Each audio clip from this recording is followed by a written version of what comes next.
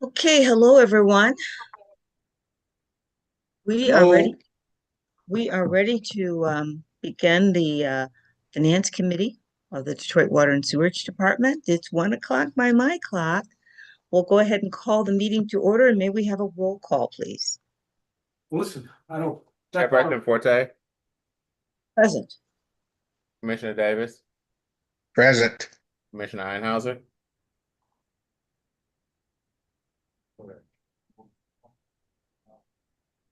Commissioner Einhauser. It does not look like he's on, but we do have a quorum to begin. Okay, very good. Um, the first item of business is to approve the agenda. Is there a motion to approve it?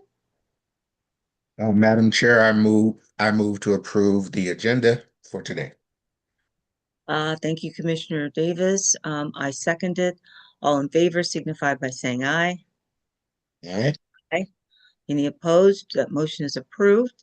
Next item is the approval of the April 1, 2026 meeting minutes. Is there a motion? Motion to approve the minute. Thank you. I second it. All in favor signify by saying aye. Aye. Aye. Any opposed? That motion carries. And we'll now move into public participation. And we'll start with the announcement and instructions and move right into that agenda item. To make a comment, please raise your hand by using the raise hand icon on your desktop or mobile device using the Zoom app. If you are calling into the meeting by phone, press *9 to raise your hand. During public comment, after your name is called, you will be given permission to unmute. In order to begin speaking, you will have to unmute yourself. To do so, press the unmute button, which is the microphone icon, if you're online or on the Zoom app, or *6 if you're calling in. At the beginning of your comment, please share your full name and the community or neighborhood you live, work in, or are representing. The timer will start after your introduction. You will have a limit of 3 minutes to make your comment, and please keep your comments to public comment. This is not an opportunity to request information or data, which can be done through the city website and Legistar. If you make a comment, and in order for DWSD staff to follow up with you, we kindly request you complete the comment card link located with the Board of Water Commissioners meeting event posted on the DWSD homepage at detroitmi.gov/DWSD. You will only be called upon once.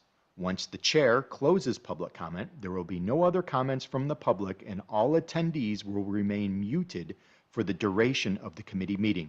Thank you for your attention. Thank you. Okay, do we have anyone with a raised hand for public comment?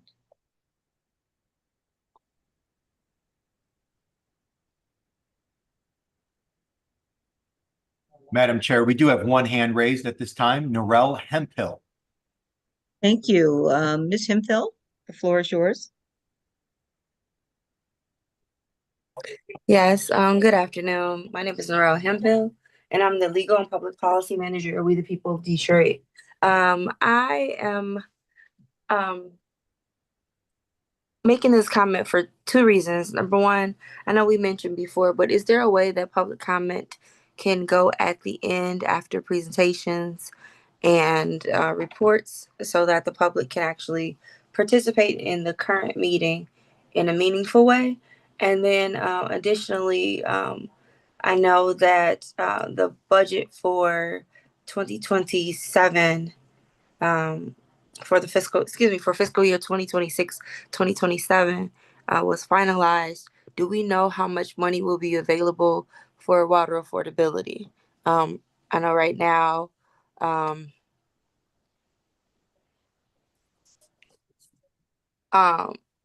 we have about it says on the screen 4,710 households in the Lifeline H2O program. We know there are um, over 10 times as many households that are in need of some type of affordability and assistance programs. We do believe that we should have both. While they're not the same, we do believe that the short-term assistance programs are important for those who have a short-term hardship.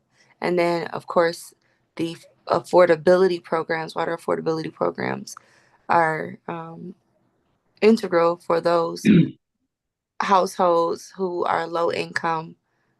So, yeah, again, do we know how much money we will have for the Lifeline H2O? And then also the process, but I guess I can ask that more so in another committee. But what will be the process for enrollment or re-enrollment or recertification? I know that for the Lifeline, the previous program Lifeline, and then this current program Lifeline H2O, there was a lot of confusion and a lot of harm done to community in the recertification and enrollment process. So that's my question. Thank you. Thank you for your questions and comments. Madam Chair? Yes. Chair yeah. Einhauser. Thank you. Ms. Hemphill, I've heard your request before to move public participation to the end of the meeting. I think the problem with that is the committees and the commission will already have taken action. Now, we do publish our agenda in advance, so people know what we're going to be considering during the meeting. But I think it would be more frustrating to make your comments after the action has been taken than noting that on today's agenda, you're going to be dealing with such and so, and I want to address myself to that. So I think it's meets the concerns of the public to be able to talk first rather than after. But thank you, Madam Chair. Thank you, Chair Einhauser. Thank you. I think those are points that are also subscribed for by many of the commissioners, which is the information is published, it's available, and going first, you have the opportunity to speak to it. Going late means that the action is taken, and that's done. Yeah. The agenda. Okay, do we have any others who desire to make public comment at this moment? Madam Chair, we have Miko Williams. Thank you, Mr. Williams. Welcome, and the floor is yours. Hello, good afternoon. Can I be heard, please? Yes. Yes, hi, Commissioners Forte and Eisenhower. My name is D'Amico Williams. I am the Chief Executive Director of Hydrate Detroit. We represent residents in the city of Detroit with their water shut off, and we also provide consultation and advocacy. My comments today is in regards to the financing in regards to the Lifeline water affordability program. I'm very disappointed and I'm very aggrieved that the Lifeline plan is closed. I had an hour to go. Mr. Williams, we're losing you. We can't hear you well. Why don't you try to start again? Otherwise, maybe we'll ask you to call back in and we'll bring you back on. You know what? Can I do that? Yeah, why don't you go? Yeah, hang up and call. And have problems. Yeah. Yeah, please call back in and we'll bring you back on. Yes, I will. Okay, thank you.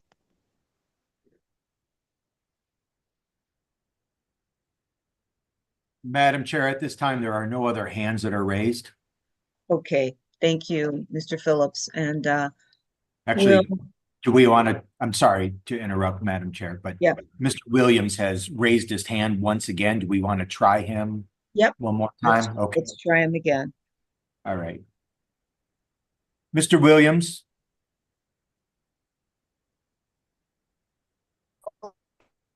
Can you hear now?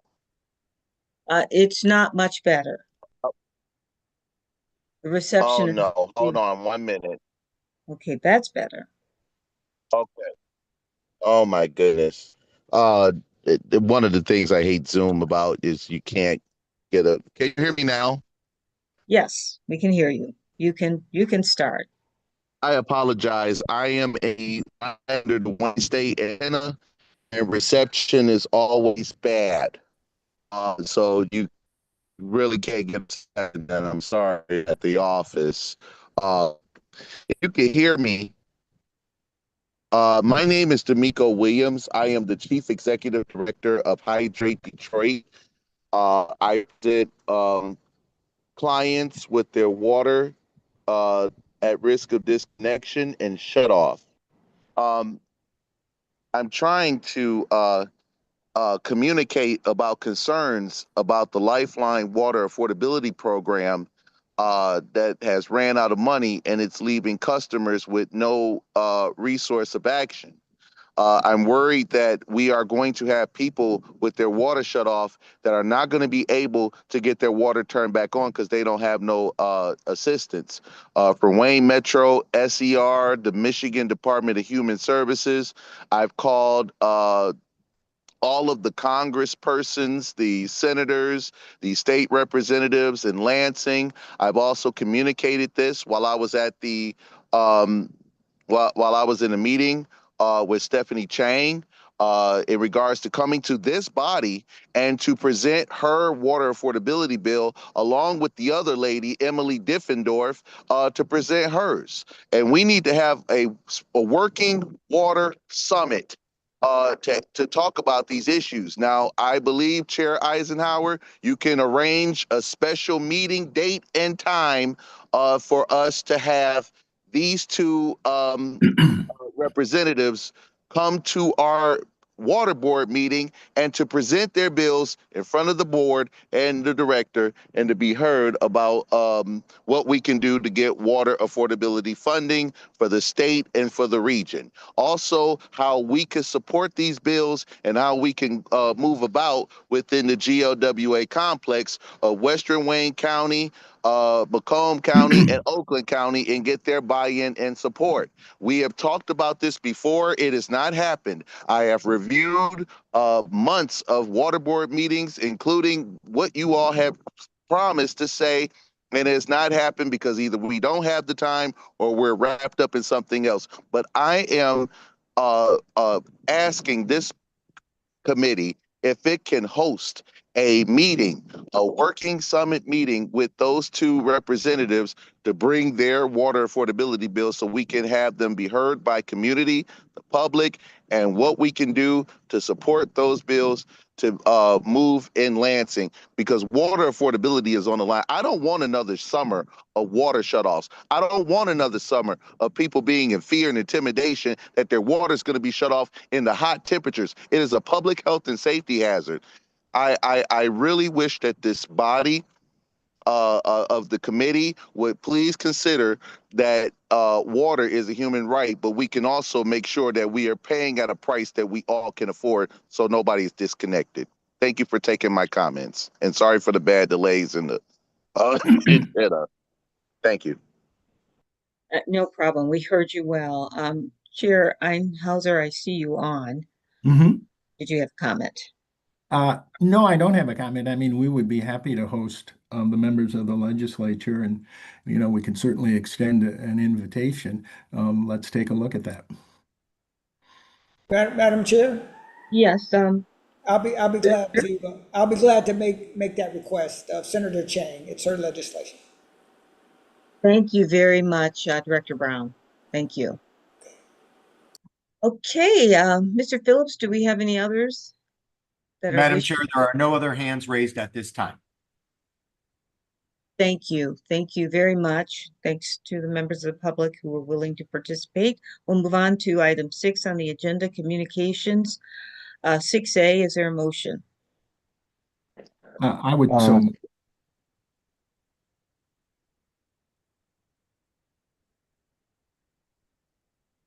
Chair I'll Einhauser. second Commissioner. Yeah, I'll second Commissioner Einhauser. Okay. It's been moved and properly seconded. Are there any other questions or comments? Hearing none, all in favor signify by saying aye. Aye. Aye. Any opposed? That motion to receive and file has been accepted. We'll move on to item 7, unfinished business. We have none. We'll move into item 8, new business. Item 8A. Commissioners, what's your pleasure? I'm trying to make it bigger. Okay, now I can read it.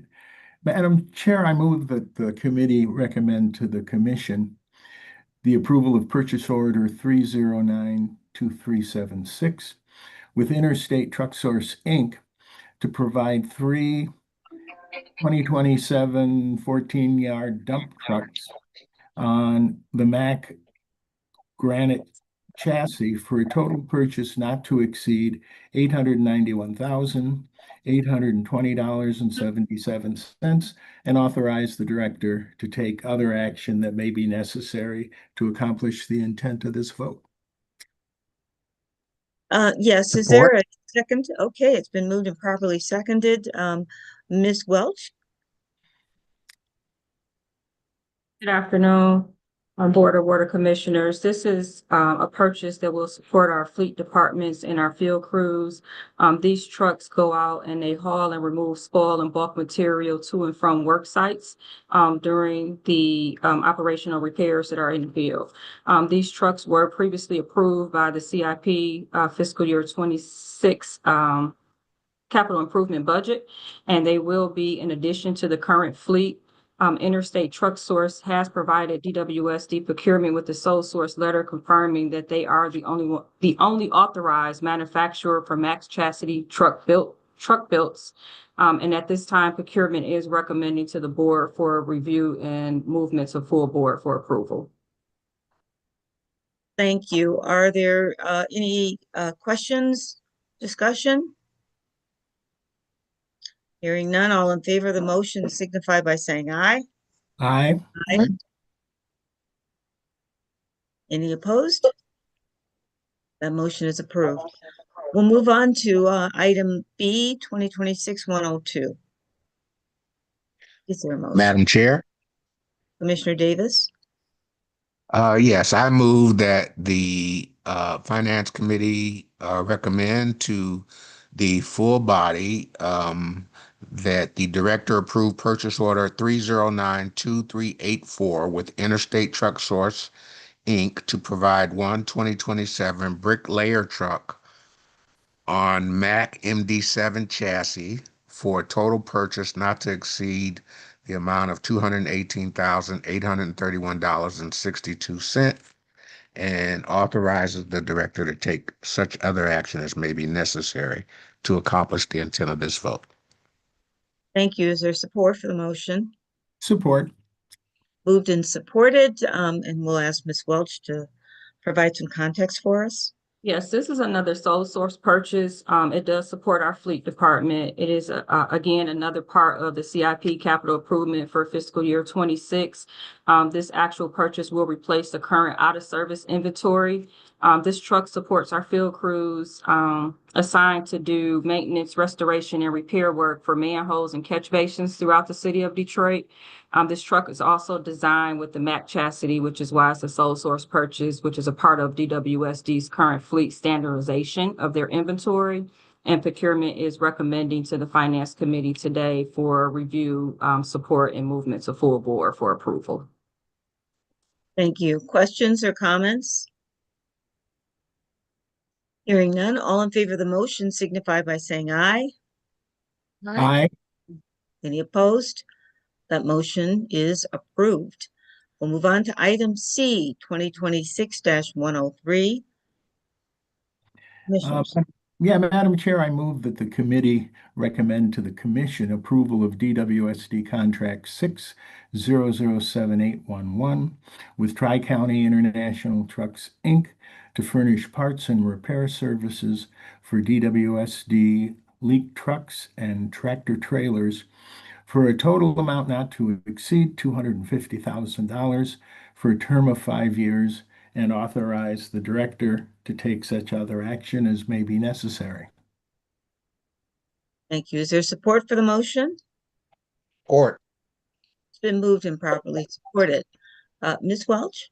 Yep, this is a repair and service contract, which will support our DWSD fleet division, by providing parts and repair services for DWSD owned leak trucks, as well as all tractor trailer components. Leak trucks are specialty trucks. They are equipped and designed to carry all required equipment necessary, for the operation crews when they're out in the field performing repairs. Tri-County International Truck, Inc. is the only authorized dealer, distributor, and service provider within a 50-mile radius of the city of Detroit.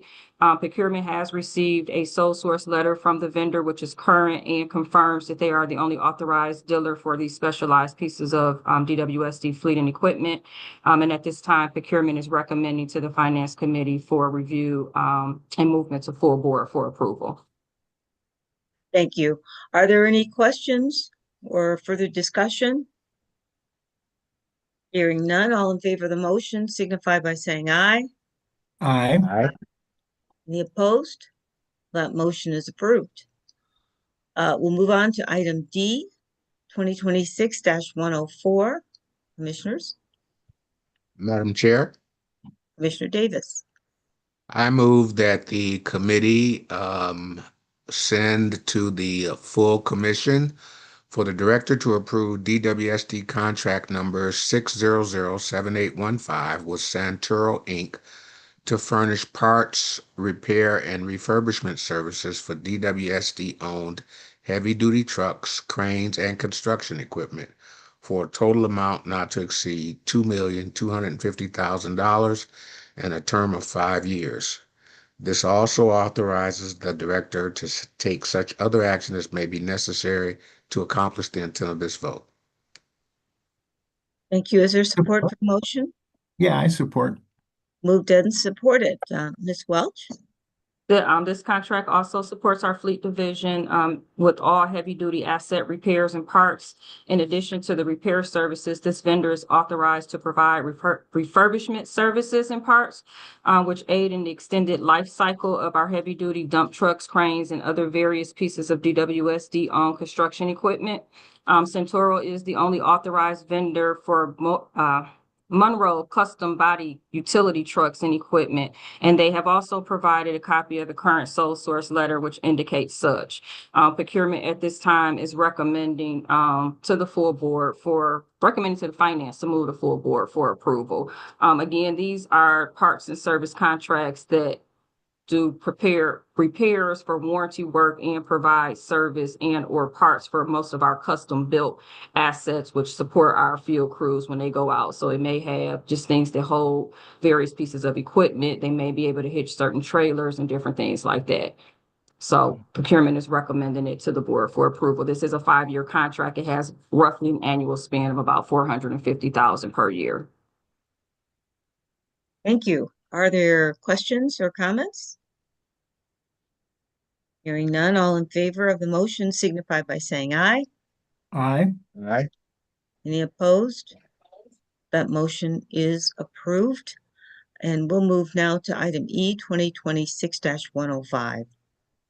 Yes, Madam Chair. I move the committee recommend to the commission the approval of DWSD contract 6007861 for project DWS 980 with LGC Detroit Ground Crew LLC and Detroit Grounds Crew LLC. This is a joint venture for the inspection, rehabilitation, and replacement of sewers for a total contract amount not to exceed $28,792,425 for a term of 3 years, and authorize the director to take appropriate action to implement the intent of this motion. Thank you. Support. It's been moved and supported. Thank you. Ms. Welch? Yes, this contract provides as-needed sewer inspection and rehabilitation work for DWSD sewers. Some of the work includes sewer inspection, cleaning, dye testing, camera televising, sewer cave-in repairs, and many more. Procurement did advertise this contract for bids. It was on the street for 31 days. We did receive 2 bid responses. We did send out no bid statements and we did receive 2 responses back. One indicating that they were a consultant and not able to provide construction services. And the other respondent indicated that they cannot meet the requirements for the scope of work. They were unable to do the pipe bursting function that was a part of the scope for the work to be performed here. DWSD is recommending the joint venture contract between LGC Global and Detroit Grounds Crew, both who are Detroit certified businesses with the City of Detroit's Creole Department. And at this time, we're making a recommendation for the contract to be approved to the full, to the Finance Committee with movement to the full board. Thank you. Are there any questions or further discussion on this motion? Hearing none, all in favor of the motion signify by saying aye. Aye. Aye. Aye. That motion has been approved, and we'll move on to item F, 2026-106. Is there a motion? Madam Chair, Commissioner Davis? I move that this committee approve and recommend to the full commission DWSD contract 6007810 WS-748 with Major Contracting Group, Inc. and Georgie Construction LLC.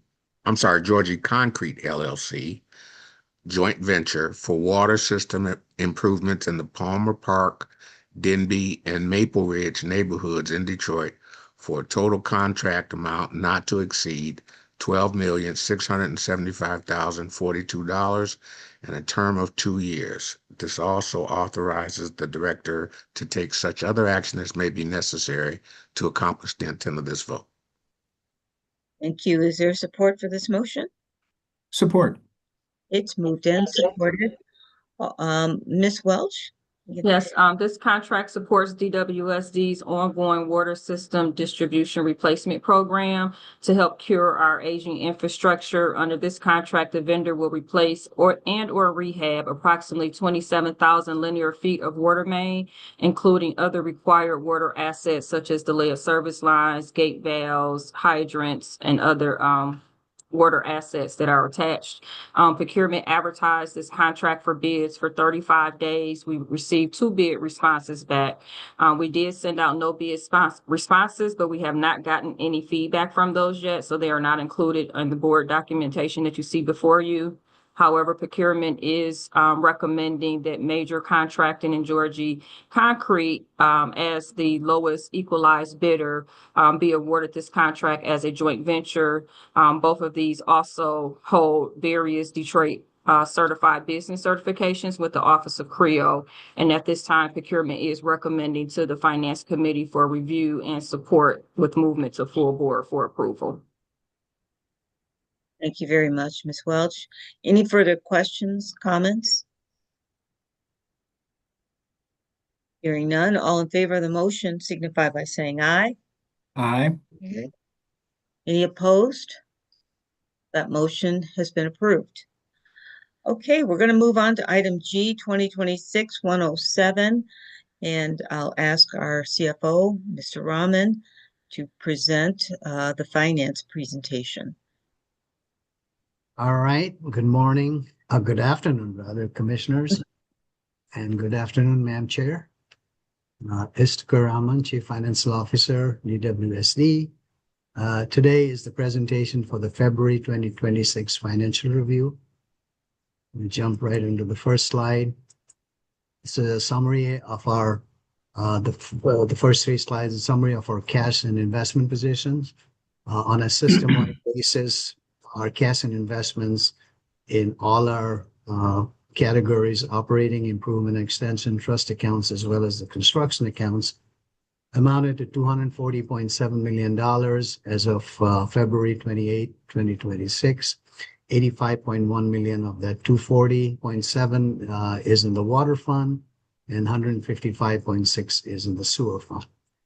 This balance of 240.7 represents a decrease of $4.6 million over what we reported to you in January. Decrease is mainly due to disbursements, mainly out of I&E and construction accounts for all our capital expenditures, and is also offset by FEMA reimbursement, $5 million that we received in February. Look at the chart below. Water operating cash had $9.1 million, and sewer operating had $33 million. Moving on to our I&E, improvement and extension cash. We continue to spend on our I&E and construction for our capital expenditures for our capital projects. In the water I&E, we had $24.2 million, which is a decrease of $5 million over January balance. As I mentioned before, decrease is mainly due to our expenditures in capital projects. Some portion of this is awaiting reimbursements from the funding source, which is a timing difference. Sometimes we get on time, sometimes it gets a little delayed. In the sewer I&E, we had $43.5 million, increase of 4.3. This increase is a net of disbursements for capital expenditures, as well as $5.7 million reimbursement from FEMA in the month of February. The other component of our cash and investment structure is the construction cash. We had $17.7 million in the water construction. And in the sewer construction, we had $29.5 million, which decreased by $2.3 million, again, due to disbursements for capital expenditures. As you can see, and as I mentioned before in previous months, our water construction cash is depleting slowly but surely. And our plan is to issue bonds most likely in the spring of 2027 as we start the new construction season next year. And cash held in trust with GLWA is at $34.1 million for the water side. It's an increase of $500,000 over January. Retail water receipts, all the receipts that come through our trust accounts, we collected $11.2 million in February. This exceeded our target collection for the month. Our target collection for the month of February was $10.7 million. On the sewer side, we had $49.6 million. But in the sewer side, we fell short of the target collection. We collected $25.9 million, and our target collection is $26 million. So this fell short by $120,000. Moving on from cash and investments, here's a summary of our accounts receivables. In February, we had $41.3 million in sales, which is a slight decrease from January sales. It's roughly 0.13%. Our receivable as of February 2026 amounted to $340.8 million for all our active accounts, whether it's residential, commercial, all our customer classes. This is an increase of $5.8 million, or roughly 1.7%, when we compare it to our January receivables. February, our collection month was slightly better than January. We collected $36.1 million, which was $3.4 million over what we collected in January. Our tax roll, which was transferred to the city and eventually to the county, amounted to $21.3 million, a decrease of 1.6%. So roughly we collected $1.6 million during the month of February against our tax roll transfer. Active residential only accounts increased by $2.2 million, roughly 9.9%, and our aging increased by 13 days in February. Allowance for doubtful accounts standing at 82.8%, which is very consistent month over month. And this allowance is including our tax roll transfer. We continue to monitor our receivable balance, and appropriate allowances are made as and when deemed necessary for the to account for the uncertainty of collections. The next slide is a 3-month average of our collection history. As you can see in the chart on the right-hand side, our collection rates for the last 3 months for residential customer averaged 86.9%. In February, that collection rate was 90.7 just for the month. And then the final column, which gives you a 3-month average. The residential collection rate increased due to some bulk payments we received from 2 of our customers. So that kind of boosted the collection rate there. For commercial and industrial customers, the 3-month rolling for the commercial only averaged 84.1%. It remains steady when you compare it to the January's 3-month average. Industrial 3-month average, again, at 84.8, represents an increase from January's average of 76.9%. Although commercial collection percent in February shows a decrease compared to January, I think our industrial collection percentage increased pretty healthy wise, 70 to 90% in February compared to 77.4 in January. For government customer class, our collection rates for the last 3 months averaged 84%. Our February collection decreased compared to January. On an overall basis, our February combined collection rate of 87.5% for all our active customer classes was higher than the January combined collection rate of 82.6. And when you look at the 3-month moving average for all our active customer class, it stood at 86.4%, very, very consistent with what we had in January.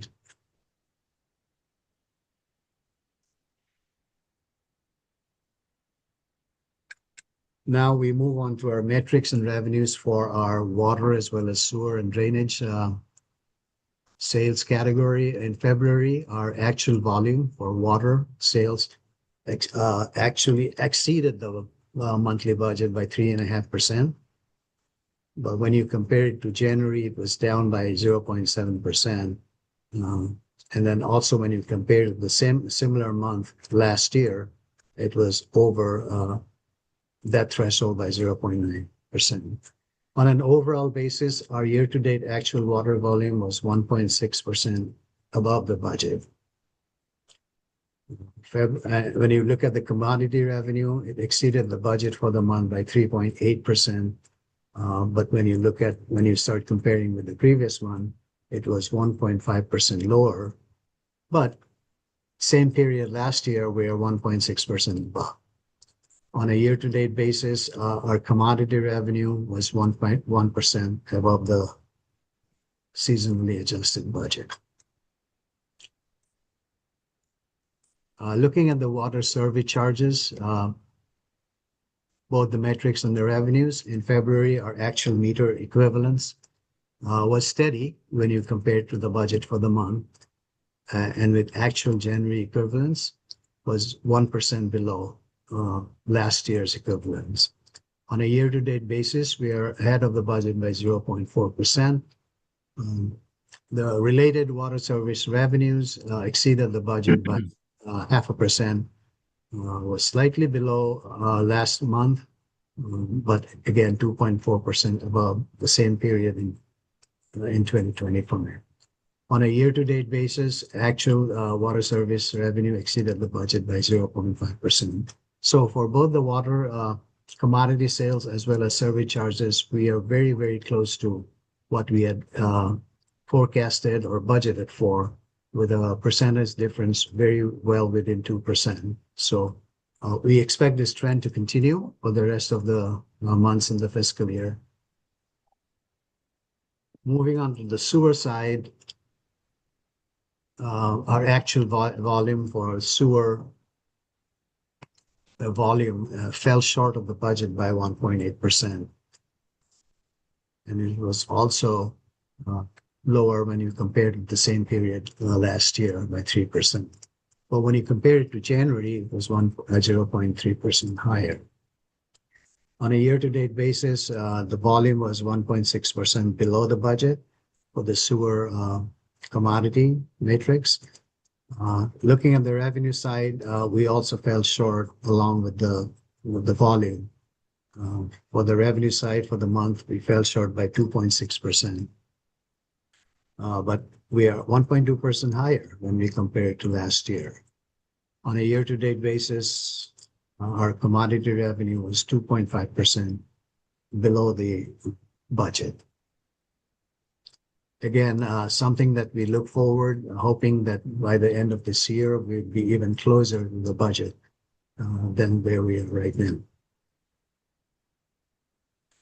In terms of our meter counts and related revenues, our meter counts for the sewer side exceeded the budget for the month by 1.8%.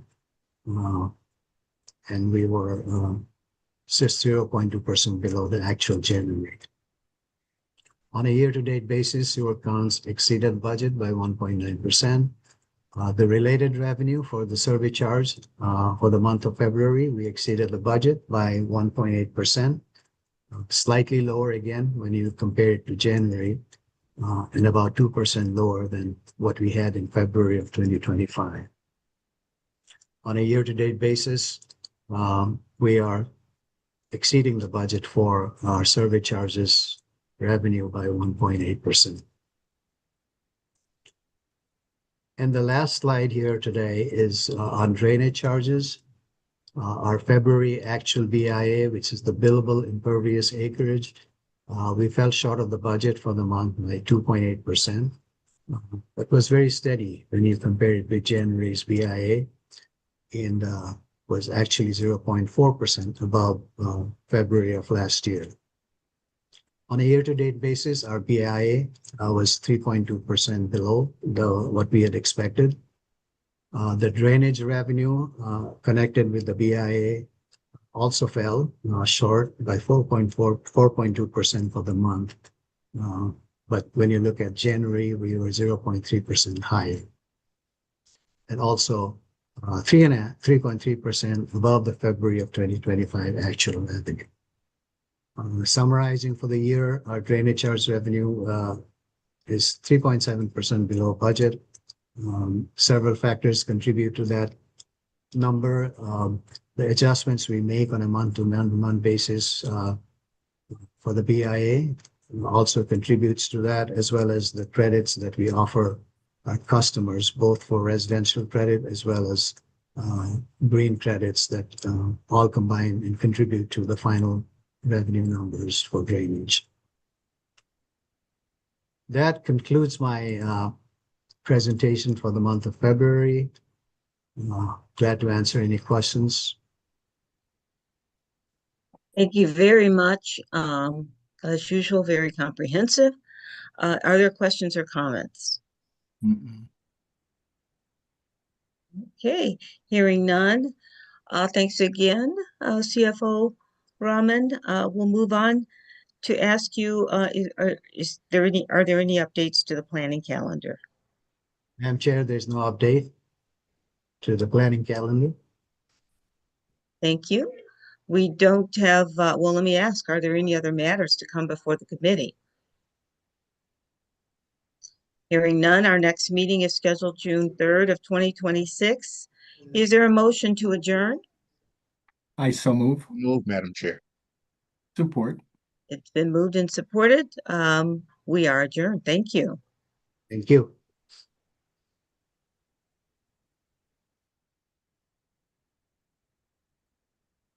And we've got 1 minute. Next meeting.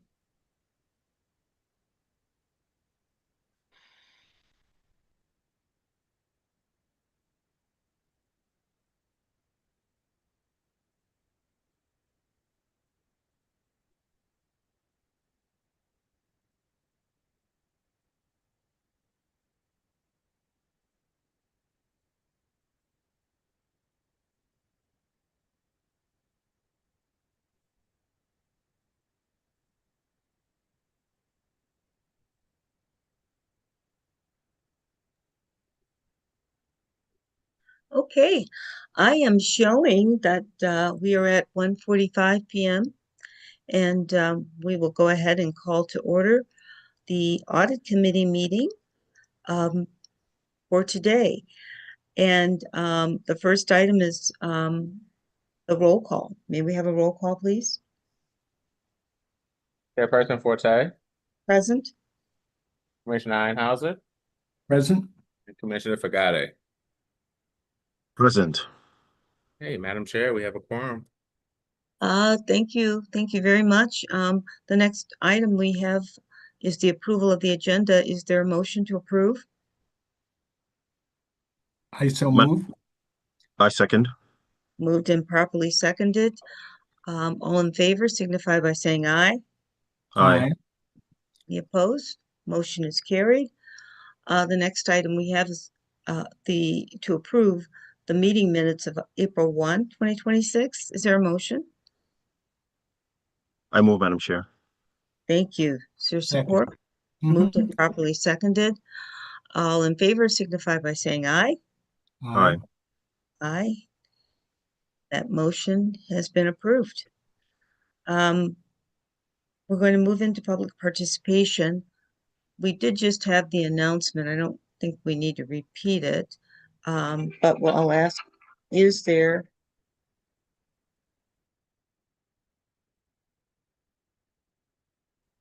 sorry about that.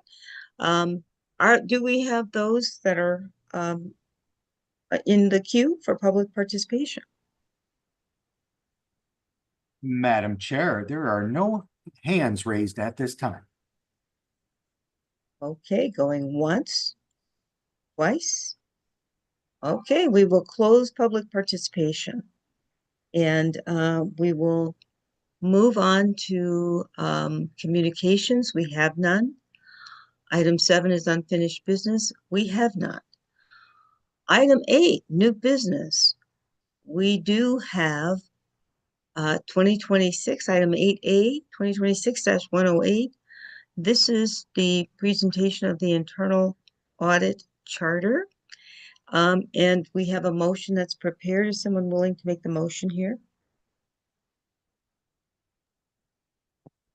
Madam Chair, I move that the Board of Water Commissioners for the City of Detroit, Water and Sewerage Department, that it votes to approve adoption of the Internal Audit Charter, which shall replace and supersede the existing Internal Audit Charter and additionally void and make ineffective the existing Internal Audit Governance Policy and the Internal Audit Activities and Reporting Policy, pending forthcoming replacement policies, and also authorizes the director to take such other action as it may be necessary to accomplish the intent of this vote.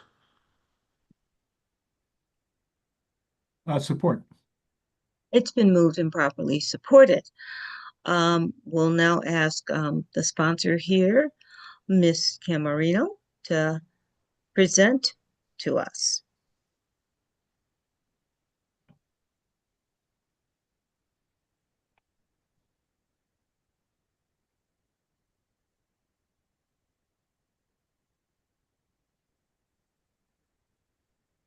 Okay, I see that she started screen sharing. I hope everybody can see it. Yep, can you see my screen? Yes. Okay.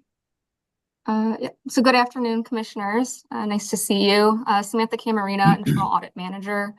So this internal audit charter really just establishes the authority, roles, responsibilities for the internal audit function for DWSD. So the introduction here really just provides an overview of the definition of internal auditing, which emphasizes that it is an independent and objective assurance and advisory service that is designed to add value to DWSD and improve its operations. Additionally, the adoption of this charter is what formally establishes and authorizes the DWSD internal audit function to be designed and implemented. The scope of this really just applies to the internal audit function, and that it will operate pursuant to this charter and support and be supported by management and the audit committee. The purpose of internal auditing is derived from the Global Internal Audit Standards, and it just states that the internal audit will strengthen the ability to create, protect, and sustain value by providing the audit committee and management with independent, risk-based, and objective assurance, advice, insight, and foresight. The purpose also just states how it enhances DWSD's successful achievement of its objectives, processes, ability to serve the public interest, and how the internal audit function will be most effective. The internal audit function will operate in adherence to the mandatory elements of the Institute of Internal Auditors International Professional Practices Framework, which includes the Global Internal Audit Standards and the topical requirements. In designing and implementing the internal audit function, we'll also consider non-mandatory supplemental global guidance that's released by the IIA. And then additionally, when deemed appropriate, internal audit will also consider the use of other professional frameworks, standards, and guidance, such as like global auditing or the government auditing standards. The internal audit mandate is, and then just wanted to reiterate here too that internal audit will perform an annual assessment of its conformance with the standards. But I do want to note that as the internal audit function is still being designed and implemented, it won't be able to fully be in conformance until reaching full operational maturity. So the internal audit mandate is what establishes the formal authority, roles, and responsibilities of the internal audit function. It will be reviewed at least annually by the audit committee and approved by the BOWC. It will also it can also be changed based on significant changes, which I'll get into in just a minute here. Really, the authorities is that internal audit has its direct functional reporting relationship to the audit committee, which allows for unrestricted access to the board and having the full and unrestricted access to any of the necessary functions, data, records, information, property, personnel necessary for carrying out the activities being reviewed by audit. And internal audit will also be responsible for confidentiality and safeguarding the records and information in adherence with DWSD's policies, laws, and regulations. Internal audit also has the authority for allocating the necessary resources, setting the frequencies, the subjects of the activities under review, the scopes of work, and just other necessary activities for carrying out the purpose and mandate for the internal audit function. In regards to the independence and the organizational position of internal audit will operate under the leadership of the Chief Audit Executive, which is a role defined by the Global Internal Audit Standards. It's been charged that myself, the Internal Audit Manager, will be fulfilling this role. And I report administratively to the CFO, Istakar Rahman, which supports that I'm positioned in a level in the organization that supports internal audit to operate independently without interference from management. And at least annually, I will reconfirm my organizational independence to the audit committee.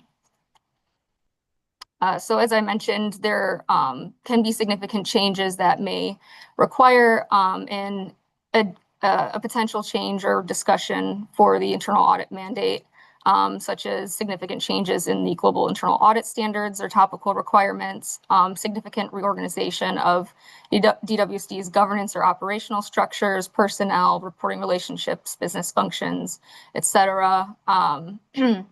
Changes in internal audit leadership for members of the audit committee or board, changes to DWSD strategies, objectives, risk profile, or the environment, as well as new or significant changes in laws or regulations that may affect the performance of internal auditing services.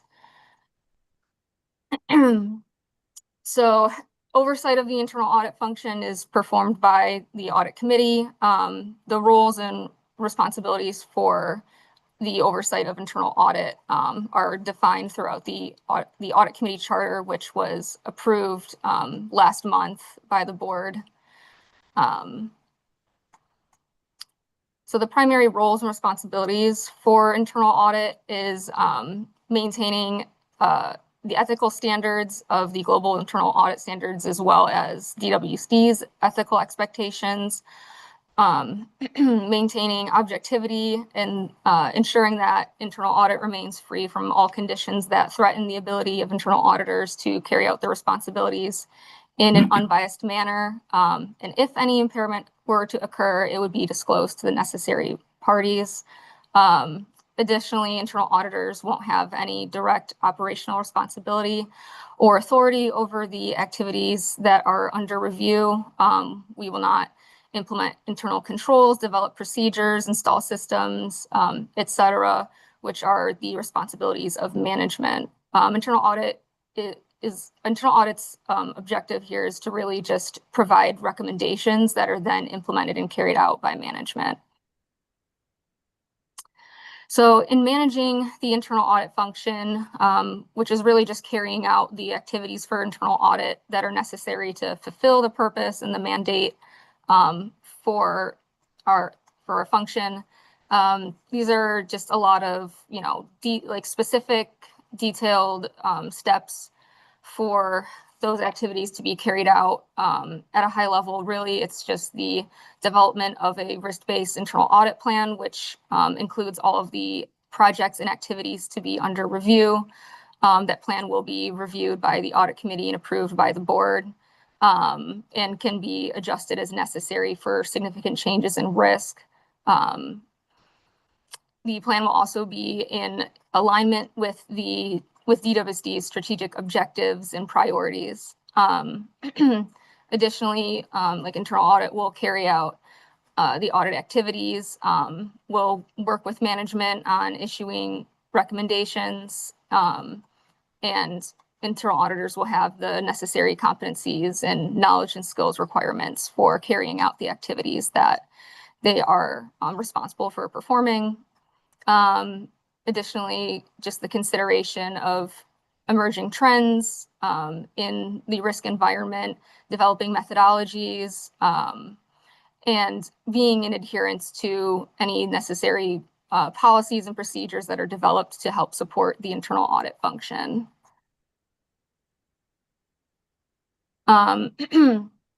Internal audit will also develop a quality assurance and improvement program.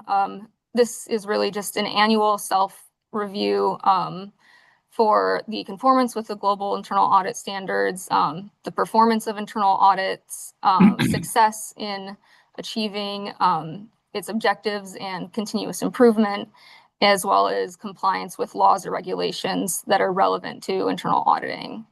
The results of these annual assessments will be reviewed and communicated to the audit committee, and any necessary actions to continuously improve the internal audit function will also be communicated and reviewed by the audit committee. So as I mentioned, there will be frequent communications with the audit committee based on the internal audit activities that are ongoing, as well as advising and discussing on specific internal audit matters, such as the mandate, the plan, the budget, changes to those, the results of the quality assurance and improvement program, assessments, significant risk exposures or control issues, any results of internal auditing services and engagements, as well as management's response to those risks and their implementation of recommendations that were issued by the internal audit function, including the annual development of the essential conditions, which are the necessary actions to be supported by the audit committee and executive management. The scope and types of internal audit services, there's two main types of services that are performed: assurance services, which provide a formal opinion on the operating design and effectiveness of the activities under review, and advisory services, which are also known as consulting services and are just advisory in nature and typically are performed at the request of management. The nature and scope of assurance services is determined by internal audit, whereas the nature and scope of advisory services can be agreed upon with internal audit and management. And the engagement objectives for performing the internal audit activities can really just be a range of risks relating to the achievement of DWSD's strategic objectives, the actions of DWSD's management, employees, related parties, adherence to policies, procedures, laws, regulations, the results of operations and programs, consistent with the established goals and objectives of the organization, the integrity of information that's used to carry out these operations or identify, measure, analyze, classify, report information that's reliable, and just that the resources and assets are acquired economically, used efficiently and sustainably, and protected adequately.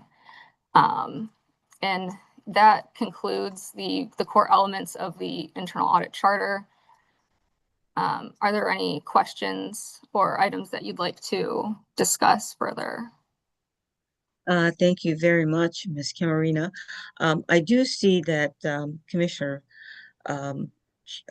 Mary Blackman had a question, and it's with respect to just how the committee interfaces with other members of the Board of Water Commissioners outside of the Audit Committee. And you may want to discuss what their role is in audit. And I know that they will be presented with the internal audit plan on some regular basis, and also the results. But you may want to just expound on that. Yep. So yeah, the purpose of the audit committee members is, to really be the forefront with advising and providing input on the activities of the internal audit function and the expectations, raising concerns or priority focus areas. And then other members of the board, they all have the opportunity to chime in, ask questions, especially during those board meetings when the discussion for whether internal audit activities to be approved is discussed. And yeah, I'm definitely more than happy to answer questions or discuss further, like during these committee meetings, during the board meetings. I guess question for Scott would be, during these committee meetings, like, are the other board members able to participate and ask questions? Scott, this is Scott McGriff, General Counsel through the chair. Answering the question is really, up to the chairwoman of the committee at this point.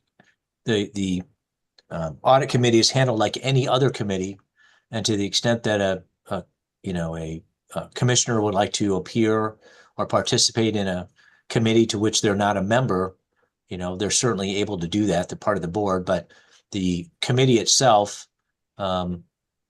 is accountable to the citizens through the board. So the committee reports up to the board like any other committee does. And so as Ms. Camarita does her work, makes her reports to the committee then passes those on to the board for either action or non-action or filing. Or not. Yeah, as normal. I hope that answers the question. Absolutely not. You take care of yourself. Okay. I don't see any further questions. I can think get together. you do answer the question. Commissioner Garcia, you may want to go on mute. All my best. Commissioner Garcia, you may want to go on mute. I'm here. Can you hear me? Yes, we can Okay, hear good. you. Okay. Are there any other questions or comments? Madam Chair, I think this is a very good beginning. We'll see how it works in practice, and it's always subject to being amended at some future date. Thank you, Chair Einhauser. And I just want to extend my really commendation for Ms. Camarina, who has been hard at work pulling this together. It is an extremely comprehensive charter that I believe has considered all of the major points that you'd want to have considered of an internal audit charter. And I haven't seen one that's been done better. So kudos and commendations to Ms. Camarino. Any other questions or comments? Thank you. Okay. So we do have a motion on the floor, and it's been supported. Any other questions or comments? Hearing none, all in favor of the motion signify by saying aye. Aye. Aye. Any opposed? That motion has been approved. Okay, planning calendar, any other comments there, Ms. You Camarino? guys should see a pop-up with your name. Any other comments on the planning calendar? No, I think at our next meeting on July 1st, we'll have a more devised plan with milestones and be able to, have a more comprehensive outlook for the next year for internal audit. Thank you. Item 10, are there any other matters to come before the committee? Hearing none, our next meeting is scheduled July 1st, 2026. Is there a motion to adjourn? I move. Second. Moved and supported. We are adjourned. Thank you all. Thank you. Thank you.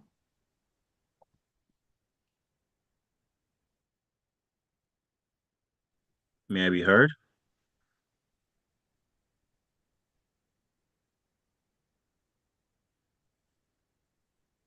Just confirming if everyone can hear me. Yes, we can hear you. Yes. Do I have to wait till 2:15 for this, or can we move forward? Yeah, you have to wait. You have to wait until 2:15 to open the meeting. Thank you. Yeah, you're welcome.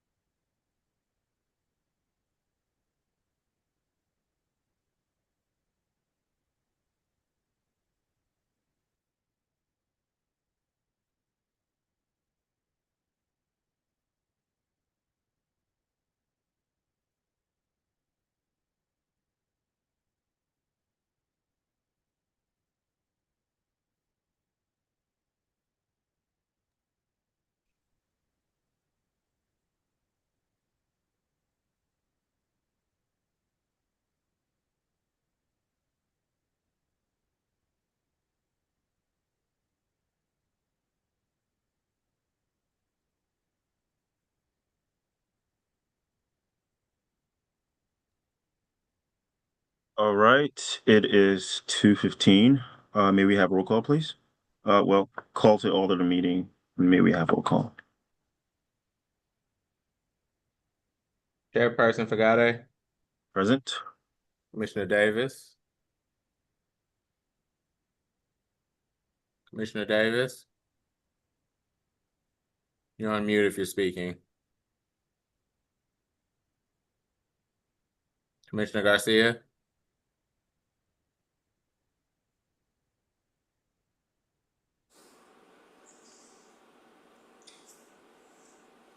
Hey, Donald, I did send her the panelists link she asked for 20 minutes ago, so. She is online. Commissioner Garcia is online right now. Okay, all right, I just sorry. couldn't hear her. Yeah, I can see her. But we can't hear you.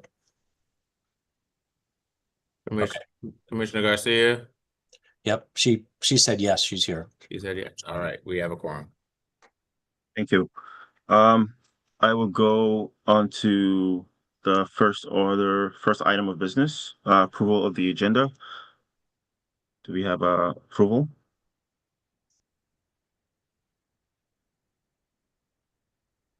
Do we have a motion?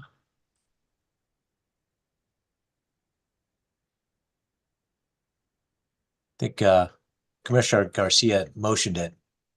I saw her talking. She's smiling. Well, we'll interpret. We interpret for her as we. Okay. You're talking. We just can't hear her. No worries. I second that.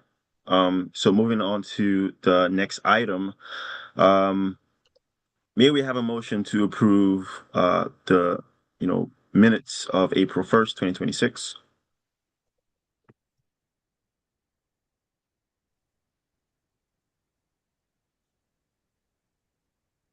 Yep. Commissioner Garcia is making that motion. Okay, awesome. All in favor, please say aye.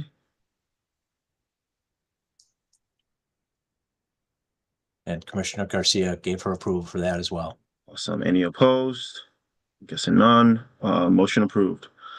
So for public participation, we have 3 minutes per speaker. I asked that someone from communications take lead on this. Do we have anyone who wishes to make a public comment? Mr. Chair, at this time, we have one hand that was just raised. Mr. Williams, Miko A. Williams. Mr. Williams, you have the floor. Yes, hello, Chairman Fagade.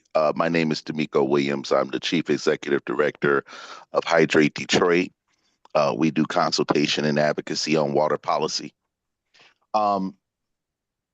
I have a request for Mr. Sam Smalley, if he's here listening. The Improved Detroit app does not have a category under the Water and Sewage Department, standing water. There needs to be a selection under the menu to report standing water. A resident came to the Detroit City Council meeting 2 weeks ago during the to speak about the heavy rains that we received, and there is standing water on the sidewalks and also in the pathways where people are crossing the street.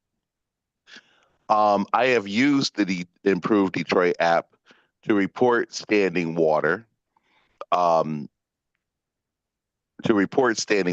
during heavy rain events, and especially areas where they're flooding and also where there is a public health and safety risk.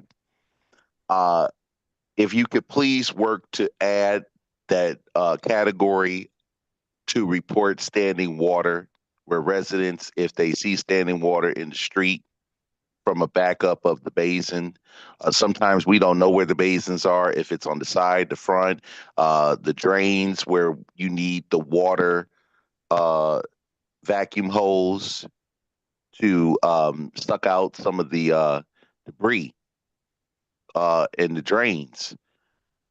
We should not have to have standing water to where it is a risk where someone could get splashed waiting on the bus, or cars have to go through standing water damaging their vehicles.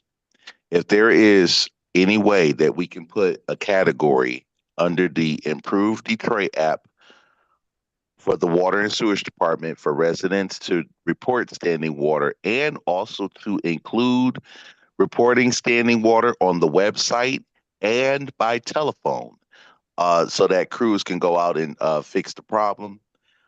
Standing water could be on the side of the curb, it could be on the side of the alley, in the entrances of the alley, or it could be a full city block, as I reported to you a couple of weeks ago in regards to me being over my aunt's house, and there's heavy water from a rain event that happened that flooded the entire block, that needs to be investigated.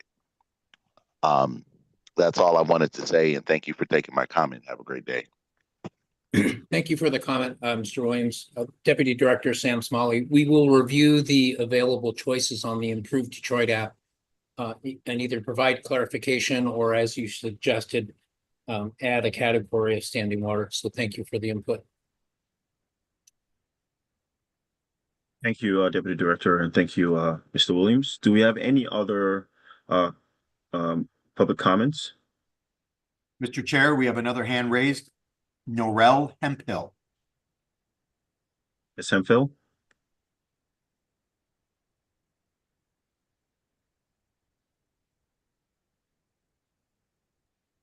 Ms. Hemphill, you have the floor if you're available.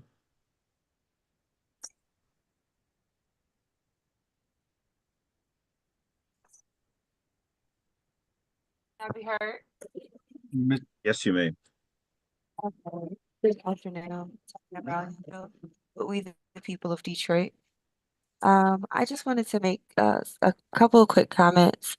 I know we were speaking earlier in another committee about public comment, and I understand your rationale for having it at the beginning, but it does feel like we need some way to redo that, whether it's after large presentations or other things like that. But at the beginning of the meeting doesn't always allow for feedback. So maybe before votes, I'm not sure. We just need some different kind of way to engage and actually allow for public feedback. Um, we know that in our engagement with the water department, we've been able to enhance programs and enhance the ability for residents to get services. So that's what we're here to do, and it helps us when we can give in the moment feedback on things. And then also, um, for capital improvement, I would suggest that the Board of Water Commissioners and DWSD come out with a statement against data centers. We've had a lot of um, news, publicity, and other things in the media right now about data centers coming to Detroit. We know that the city council just released a resolution. While there is more action to be done on that end, we do believe that DWSD can do their part to also release a statement saying that you are against data centers. We don't need data centers in Detroit for so many reasons. But as far as as far as water concerned, it puts a strain on our already delicate water infrastructure. It's a large water withdrawal. We know that we're having water main breaks and other things, other issues with water and also water affordability. The issues with water discharge, where will the water be discharged? And then, of course, if the water is discharged in our sewer system, then DWSD and the ratepayers will be responsible for covering that. So again, if DWSD and this board can come out with a statement against data centers and in support of water affordability for residents, that would be great. Thank you. Thank you, Ms. Hemphill. Very important topics you brought up there. I think they certainly deserve to be appropriately considered. And so we will do just that and consider it. Do we have any other public comments? Mr. Chair, I do not see any hands raised, any other hands raised at this time. Thank you. So we would Move on to the next item. So item number 7, unfinished business, we have none. Item 8, we do have new business, 2026-109, operations presentation, sponsored by Mia. Mr. Chair, if I may, just real briefly, Yes. in an effort to ensure that we highlight the important work that operations does and to become more consistent with the way that other committees are run, we are moving the operations presentation into this committee instead of having it after the director's report at the full board meeting. So Erica Mia, our Chief Operations Officer, is going to run through the operational metrics. Thank you, Director. All right, thank you. Good afternoon, Commissioners. And Sam just took the first 2 seconds, so we'll skip past that and we will get into the operations portion of it. As you will see mainly maintenance and repair and meters, and then as we progress and go, we will eventually add fleet and facilities, which also is a huge part of operations and supports the work that the men and women are doing out in the field. So the first slide is our hydrant maintenance repair. As you all know, we have 30,000 hydrants throughout the city, and our goal is to keep them below 1%. And so January, February, and March, we go out, well, January, February, and December, we go out in tandem with DFD. They inspect them, they update a sheet. We then go behind them and repair or replace them as quickly as humanly possible to stay within our operable goal of less than 1%. And as you can see, every month we have hit that, January being our highest month, because that is the month that DFD goes out and does the most work with those hydrants. The next big metrics that you usually are used to is running water metrics. That is water that is reported as a vacant, comes in from customers. And as you can see, from January, February, March, we are pretty close to the repairs after they are called in. We do have a slight dip for the month, but we are pretty close in repairing them within the 4 days when they are called in.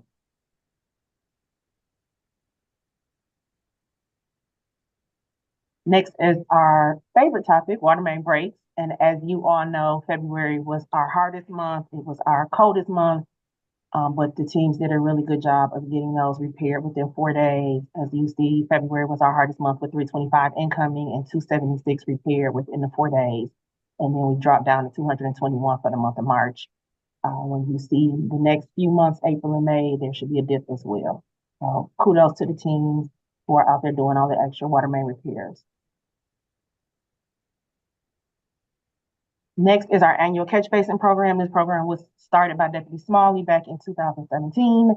We have 8,000 catch basins that our goal is to clean 8,000 a year. We have contractual support that helps us, and our internal crews, we start roughly mid-April, weather dependent, and we go all the way until November, December. Again, it's a weather dependent operation, but our goal is 8,000, and every month you will see our lovely Mr. and Miss Pac-Man start to show a bigger number. So we are doing really good considering that it's only April, and you will start to see a huge increase as the months go through.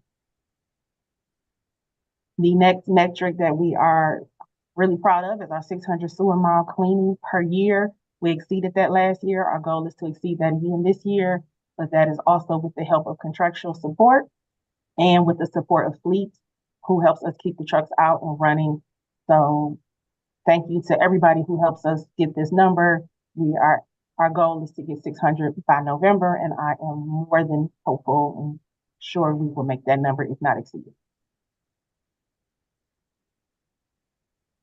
Jumping over to the next biggest portion of operations is the meter ops. That group is the group that goes in and put meters in. You will see this reported to you on a monthly basis as we move forward.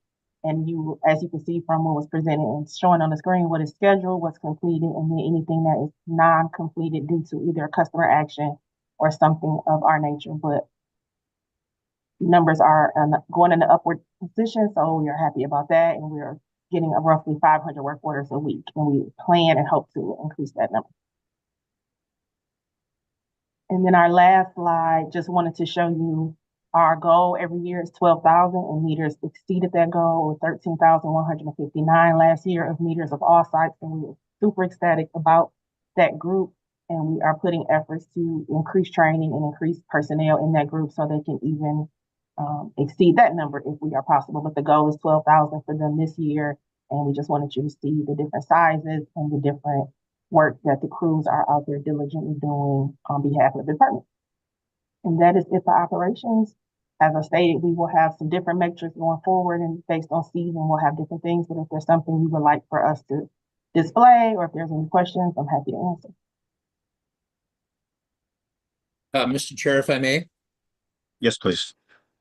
Just reflecting back on the Finance Committee, CFO Istakar Rahman reported that we were just above most of the consumption numbers for both water and wastewater.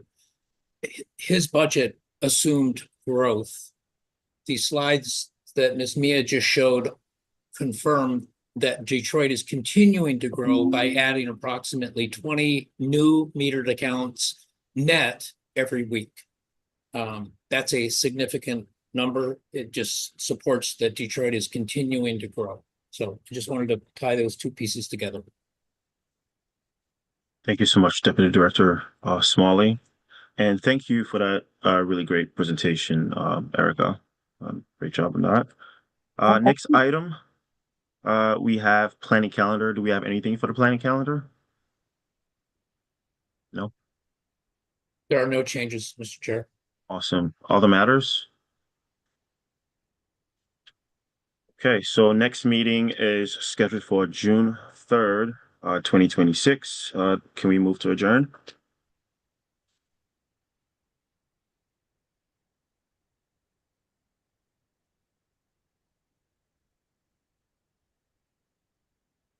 Commissioner Garcia, motion.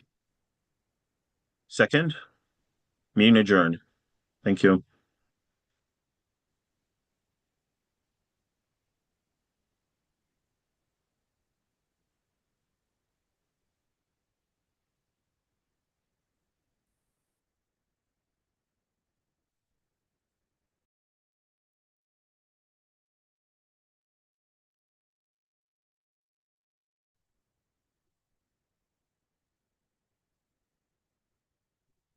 Commissioner Blackman? Can you hear me? Yes, ma'am. Your committee's up right now. Very good. I can't see this very well. It's very small, very pale. So if it can be enlarged, it would be very helpful to me. But I would like to call the Customer Service Committee meeting to order and ask for a roll call, please, Mr. Secretary. Chairperson Blackman? Commissioner Fagade? Present. And Commissioner Garcia? She's motioning present probably. Okay, we do have a quorum. Audible. I don't know what the problem happens to be with her, but we do need to hear her commentary if we can. So the meeting we are now into the approval of the agenda. Is there a motion? Oh, Madam Chair. I will support. All those in favor, please say aye. Aye. Opposed, nay. Motion carried. The next item is the approval of minutes of April 1st, 2026. Is there a motion? I move, Madam Chair. Moved by Member Fagati, seconded by myself. Any discussion? Hearing none, all those in favor, please say yes. Aye. Yes. Whatever. Meetings, the minutes stand approved. The next item is public participation. Is there anyone who has expressed a desire to speak before this committee? Madam Chair, we do have one hand that's raised at this time. Miss Cecily McClellan has her hand raised. Thank you very much. I'm sure she's already heard the committee charge. So, Ms. McClellan, would you like to speak at this time? Yes, thank you for this opportunity. Cecily McClellan, representative of We the People of Detroit. I'm calling because we continue to get calls, and probably even more so now, because the H2O program is at full capacity. But many of the calls are persons that, unfortunately, that were in Easy Pay, and because they made that commitment to get into Easy Pay, often with very high arrearages, they can't keep up the easy pay. So they're still looking for a program that they can get into that would allow them to keep water on in their homes. Often when I'm talking to these Detroit residents, I ask them whether or not there are medical emergencies in the home. Anybody that may be suffering from any medical condition that must have water.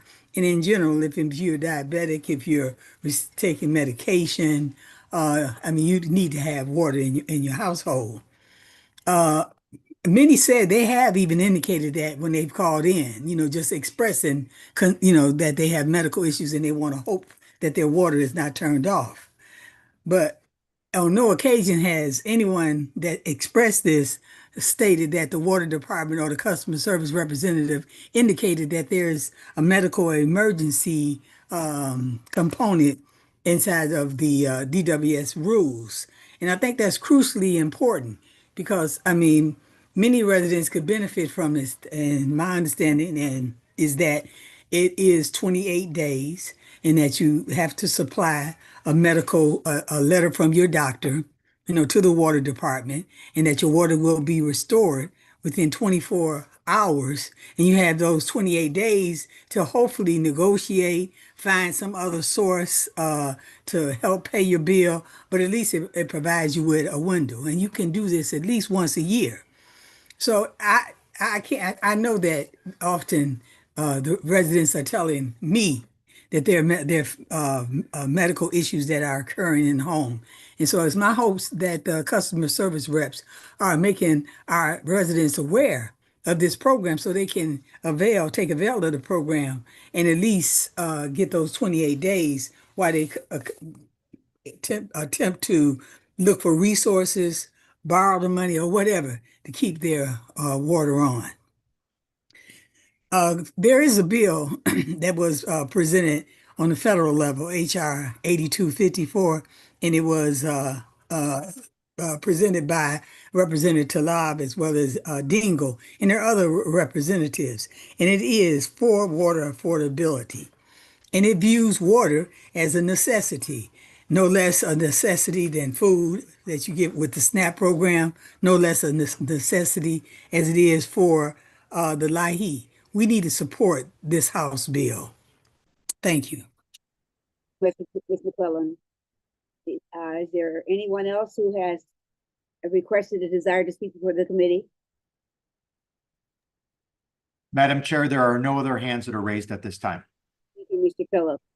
I think that there will be an opportunity to respond to some of the things that Ms. McClellan stated later on in the agenda. This is very small, folks. I'm telling you, it's hard for me to see it. So we're now closing public participation, moving on to communications.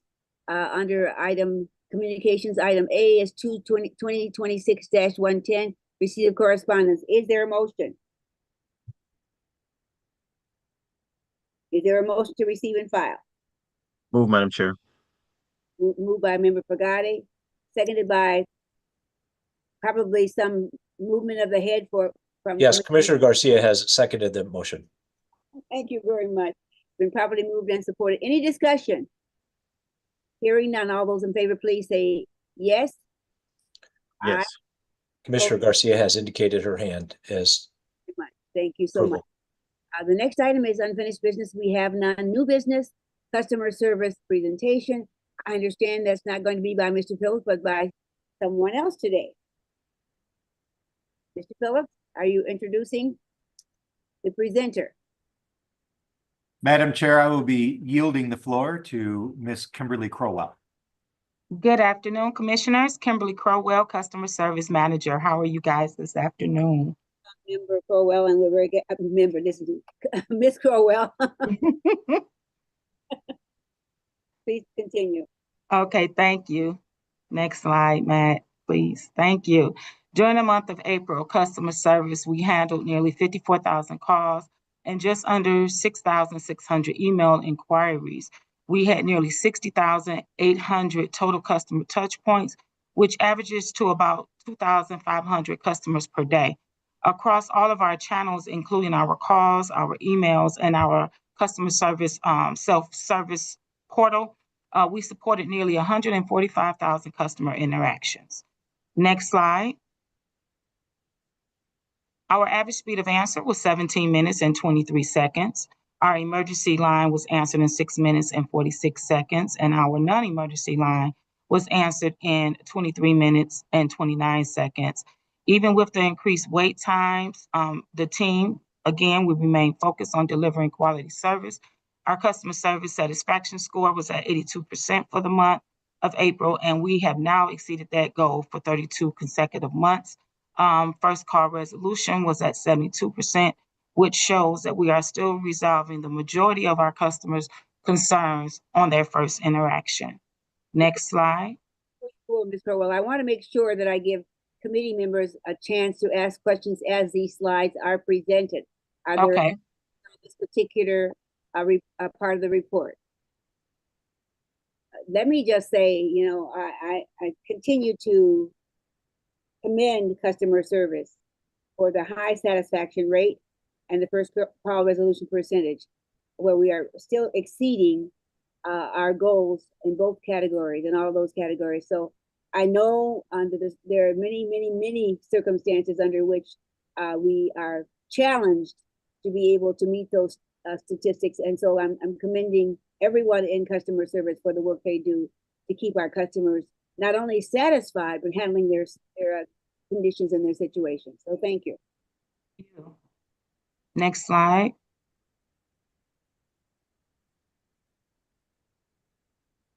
So again, April remained a high volume month with more than 54,000 calls and over 60,000 total customer interactions.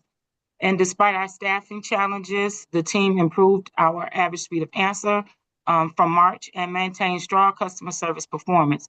We also came very close to meeting our goals for average handle time, our average talk time, and our after call work. And we know that will improve as we get additional people as well. Yes, absolutely. Questions or concerns on this slide?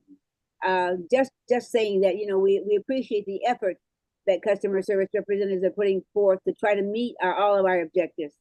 And we know of their challenges, especially as we are short personnel. But thank you again for what they do and what you do to help encourage them to continue to work efficiently. Thank you so much. Thank you for that. Additional questions or comments? Please continue. Next slide, please. Okay, our Lifeline H2O, we currently have 4,710 households receiving a $34 monthly bill for their water. As of today, we have nearly 52,000 households enrolled in Easy Pay since its launch with a 62% success rate. You want to talk about that 62% success rate? Well, 62% of our customers that are enrolled in the Easy Pay are paying their bills. Basically, that's what that means. I know that's what that means, but is there any, are we trying to improve that percentage, and how are we trying? We are trying to improve it. Our success rate, it improves every month. I will have to look more into it to speak with Mr. Phillips to find out what it is that we're trying to do as to increase the success rate even more. So I can bring that information back to you next month. If we don't hear from you before, then that would be very good to have as a part of the report. Are there Absolutely. any of the commissioners on this item, Lifeline and Easy Pay? Okay, please proceed. Thank you. Next slide, please. So our Lifeline H2O program is currently closed as funding has been exhausted, and we expect to reopen the program in late summer of 2026. Customers who are not enrolled in the Lifeline H2O can enroll into our Easy Pay program. If the funding has been exhausted, how do you plan to reopen it?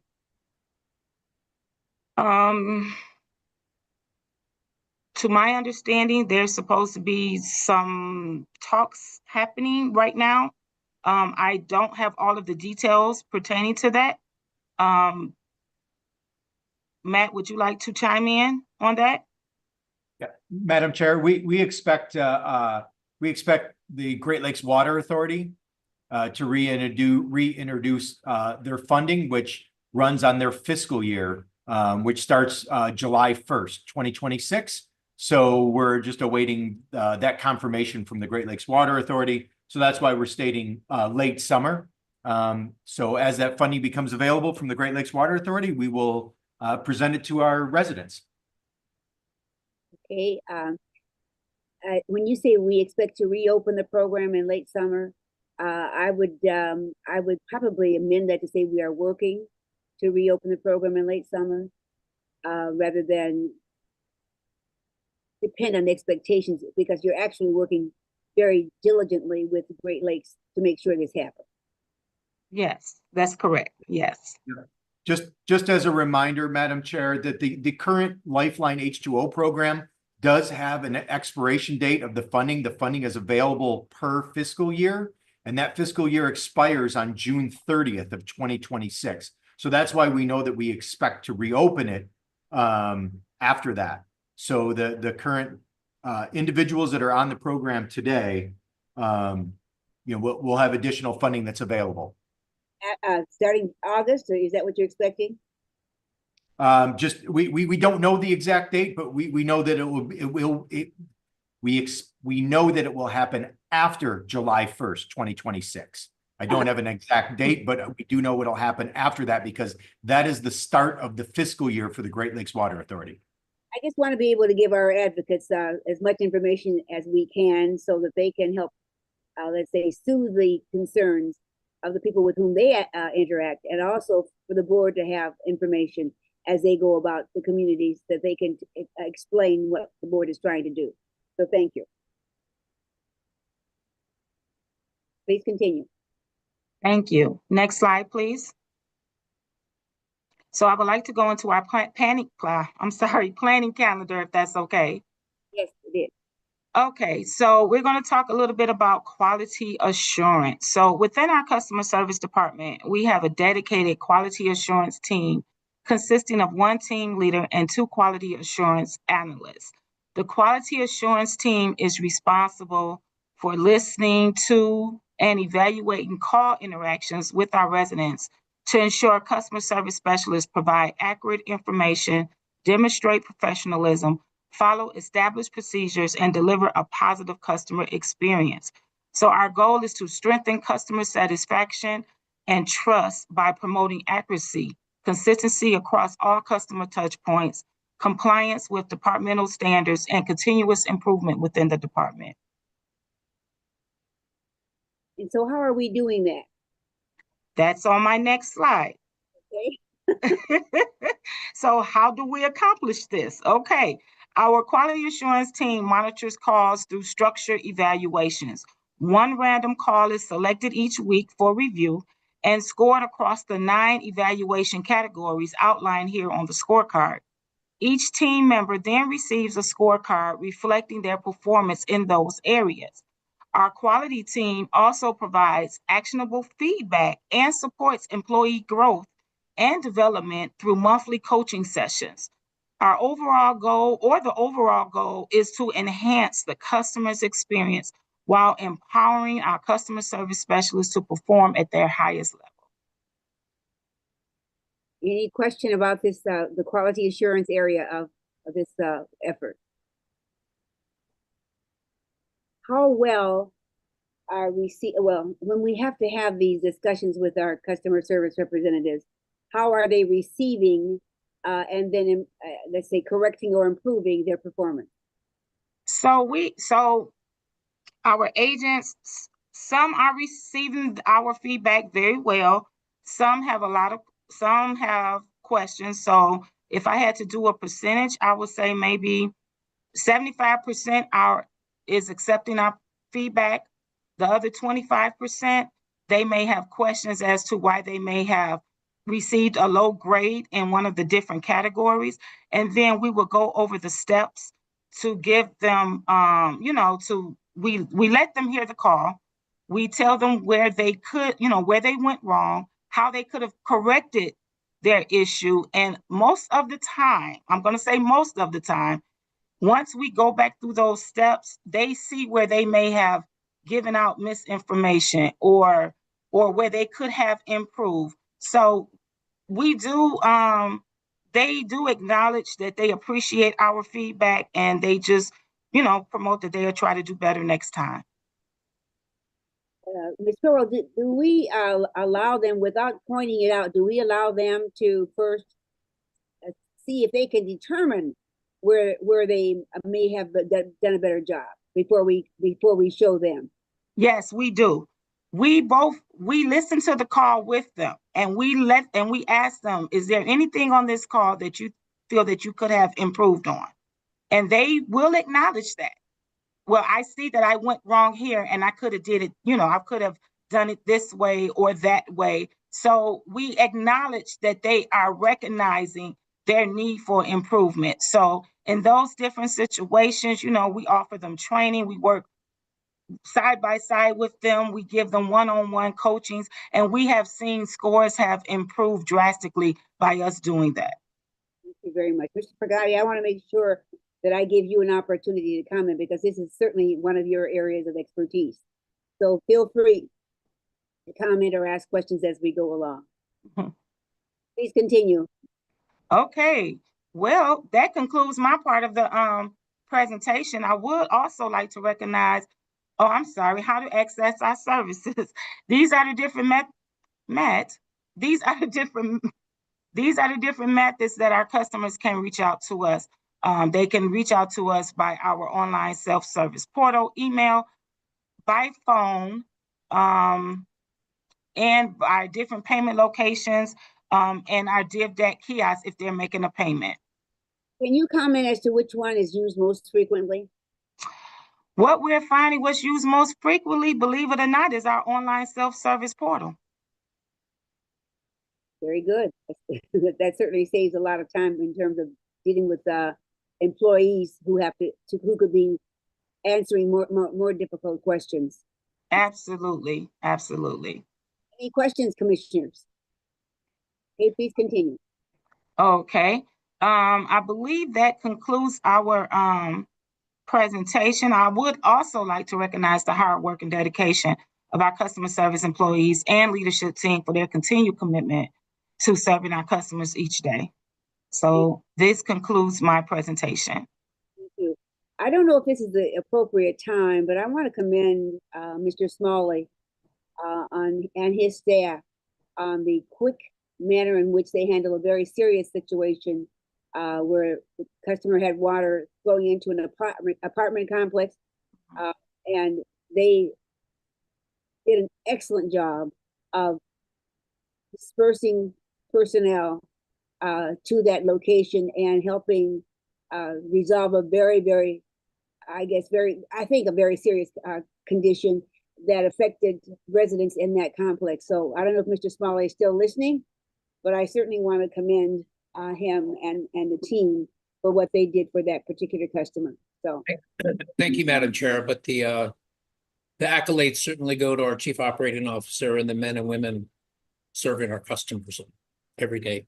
But thank you, Mr. Smalley. Thank you very much. And so you did that. You responded promptly, and the team that you sent out did an excellent job. I got commendations back from the people at that location, and they wanted to certainly express their appreciation to you and all of those in the department who helped to resolve their situation. So thank you again. Okay, is there anything else? And that is all.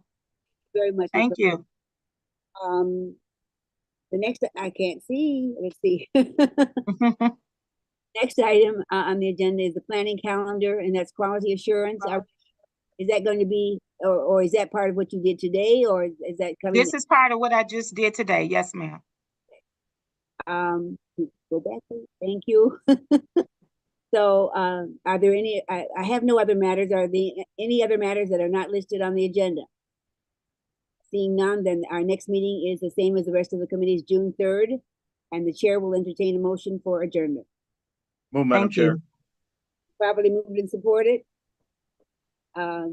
This meeting stands adjourned.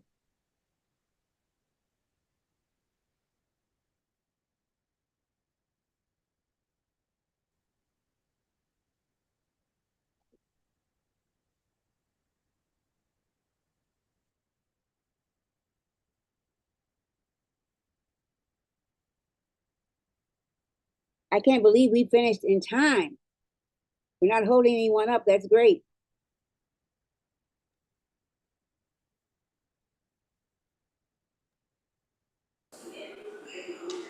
Leadership.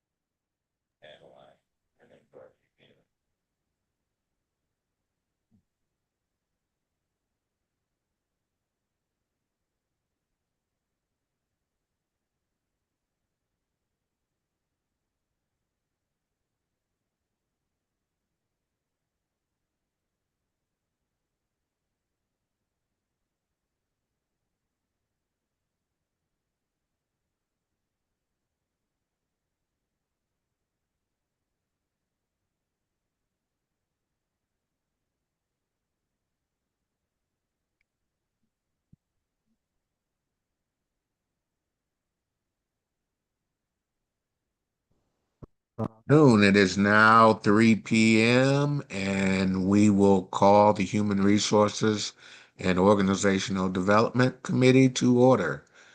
Mr. Secretary, can we have a roll call, please?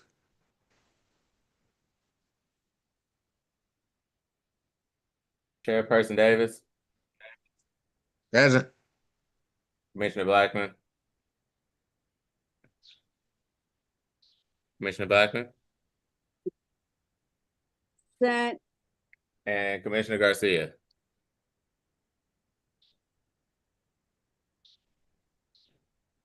Mr. Garcia has indicated that she's present by waving her hands. Okay. Mr. Chair, we have a quorum. Thank you. Is there a motion to approve today's agenda? Approval.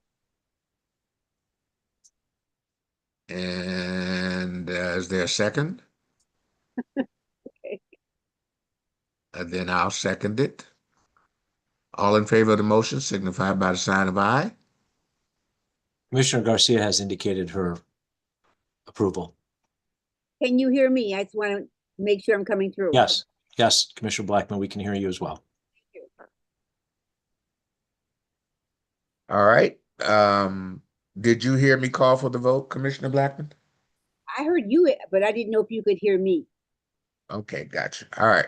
All in favor of the motion signify by the sign of aye. Aye. Commissioner Garcia right, has aye. indicated aye. Yes. Okay. All right. That motion is carried. That brings us to approval of the minutes from April 1st. Is there a motion? Approval, Mr. Chair. All right. And that motion has been made by Commissioner Blackman. I will second it. All in favor of the motion signify by the sign of aye. Aye. All opposed, that motion is carried. We are now at public participation. Do we have any Mr. hands Chair. up? Yep. Mr. Chair, we do have two hands that are raised. The first hand that was raised was Miko Williams. All right. Mr. Williams, welcome. Hello, Mr. Chairman. How are you today? I'm fine. How are you, sir? I'm doing okay. I had my hand up in the customer service meeting, and I didn't get a chance to speak because I was on another phone call. So, if I could, I just want to say, we're dealing with a situation where people are being told that there is no resources for help with their water bills. I'm trying as feverishly as I can to get funding. I'm trying the best I know how to work with some of the organizations that have ran out of money. And this is causing a disparity. I wanted to say that it's great to hear about the Lifeline plan and its planning, but people were not informed that they were even off the plan, and they had high water bills as a result of it. The Easy Pay program, I touted this program because I did not want the 10, 30, 50 program that failed us for so many years and caused us to lose revenue. And now we're being hit with high water bills on payment installments that people can't afford. And you pushed everyone to a Easy Pay plan that was formerly on Lifeline that they can't afford. This is out of control, and we need to do something about it now. And with urgency. I understand the water department is doing everything it can. We appreciate you, but we need you to do more. And by doing more, Highland Park, I just read, I'm texting Mayor Glenda McDonald that they're having a water amnesty for the city of Highland Park for 9 days. 9 days. 50% off for residents and businesses to get current on their water bills. I have been advocating for the Detroit Water and Sewage Department to do this for so many years, and I've been given many reasons as to why not. I think this can work because people will want to settle their situations and they want to be exempt from shutoff. This is a very important thing, and I would love to talk with with the board and its director about water amnesty. Maybe we can invite Miss Glenda McDonald here and the water director to tell us how they're doing it, and we could come to a resolution to where this will be a win-win for city and residents to get affordable water. So hopefully we can move on this, and let me bring it back to the human resources meeting that I still have not seen billboards. Why am I seeing billboards for Lansing Water, Power, and Light to employ there? Why am I seeing ads for other utility companies to employ instead of DWSD having billboards on the freeways and on the buses? What's going on? Can I get an answer, please, in the presentation of what we're going to do to promote jobs, opportunity, and access so that people in Detroit can get a job? Thank you so much. All right, you're very welcome, Mr. Williams. Thank you. Is there another hand up? Mr. Chair, we have one additional hand that's raised, Norel Hemphill. All right, welcome, Ms. Hemphill. Good afternoon, Attorney Narelle Hemphill. I serve as the Legal and Public Policy Manager at We the People of Detroit. I too was not able to get my hand up in customer service, so I wanted to make some comments pertaining to that committee, particularly on the Lifeline, Easy Pay, and then the customer service process. So on Lifeline, on the original Lifeline plan, there was a recertification period in 2024. Residents were not notified of the recertification until after the recertification started on October 1st. And then there was a lag for residents to be recertified. That recertification process was really cumbersome. It was harmful to residents, especially as we went from over 29,000 households enrolled in the original Lifeline plan to then 8,000, just over 8,000 households enrolled in that plan. And then this last recertification plan, from when we ended Lifeline and began the Lifeline H2O program, we went from that just over 8,000 households to now what we have, which is this 4,710. However, if everyone remembers, in the beginning of that recertification process for Lifeline H2O, there was again a lag. This one was a long lag. The program ended on September 30th, 2025, but households were not able to enroll until, I can't remember right now, and I'm on the go. I can't remember whether it was November or December of last year. So when we asked for plans to enroll and to re-enroll or recertify for Lifeline H2O, we're particularly asking, what is the plan for outreach? We know that there's been a lag on that. We understand that the fiscal year ends June 30th and that the fiscal year starts July 1st. So when will you be ready? When will funds be received from GLEWA? Because these funds in this time we're in now, I believe it started November to June, so that's not even a full fiscal year. Will it be the same, that abbreviated year? And then for Easy Pay, we need another solution. It is better. It's a step in the right direction, away from the 10, 30, 50. However, if households have arrears in the thousands of dollars, it's really unaffordable. And then as far as customer service, what are the metrics that you are measuring the customer satisfaction survey? Because we know that wait times and hold times are going up. However, this customer satisfaction is not changing. So how many people are taking that survey and what does that look like? Thank you. All right, you're very welcome, Ms. Hemphill. Thank you. Are there any other hands? Hearing Mr. none, Chair, seeing none. Mr. Chair, at this time, there are no other hands raised. All right, thank you.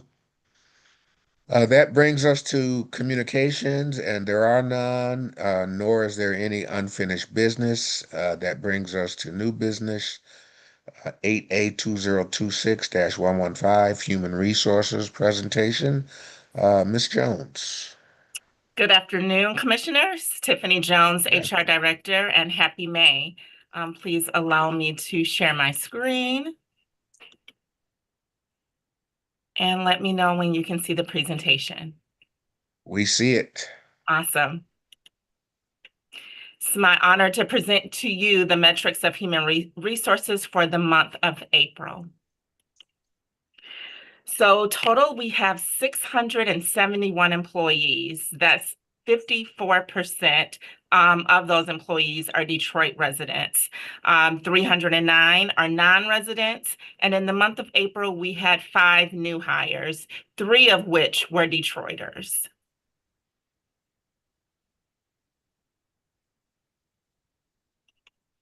The next slide represents the demographics that we have here at DWSD for the month of April. As you can see, we have about 81%. The majority of our employees are Black African Americans.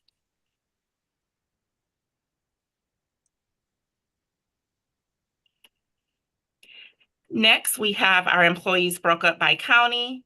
78%, 74% are in Wayne County. So that represents 492 employees.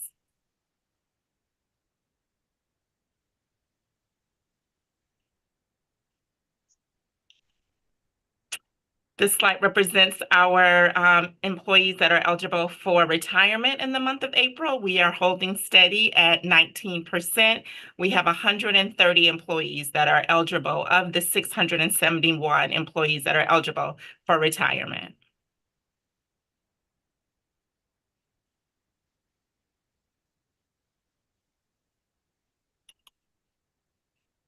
In the month of April, we had 3 recruiting efforts. Our largest one was a recruiting fair that we had at our own facility on Huber Street. We saw 24 candidates, and of those 24, we hired 10, and then 7 were waitlisted. So we don't have a problem with recruiting employees to Mr. Williams' question. We do definitely, we're out in the community and we are seeing the Detroit residents when we do career fairs and outreach. Also in April, we worked with the city of Detroit. We were at the construction and demolition career fair. We saw about 50 candidates. And then at the Detroit at Work event that was on April 15th, we saw about 70. So we are definitely recruiting and building out our list. So when positions become available, we have a list ready and able to pull from so we can interview those candidates.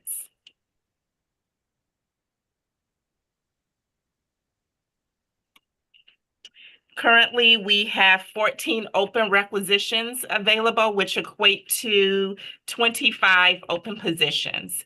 So listed before you are the open positions that are available now, or that was available in the month of April for DWSD.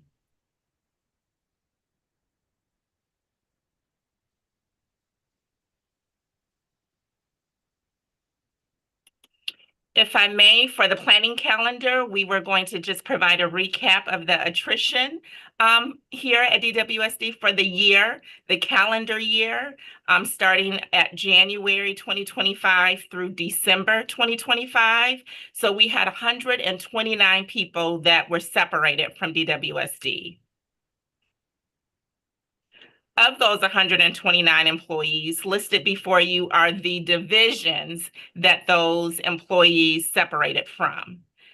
So at our highest, you see M&R at 65, meter ops at 15, customer service at 12, field engineering, and so forth, which is pretty standard of a utility operation such as ours, which a lot of turnover rate in those divisions. Here. Ms. Jones? Yes. I'm assuming that the term separated means for whatever reason. Could be voluntary, non-voluntary, whatever. Yes. Am I right or no? That is correct. In a previous slide, the next slide, I will show you the breakdown of those separation numbers. Okay. Did I hear someone want to speak? Yes, Commissioner Blackman. I know we are conducting some exit interviews for where we can. What has been the major reason that we've been given for people leaving our department? Surprisingly, they don't want to give a reason. They prefer not to leave a reason of why they're separating.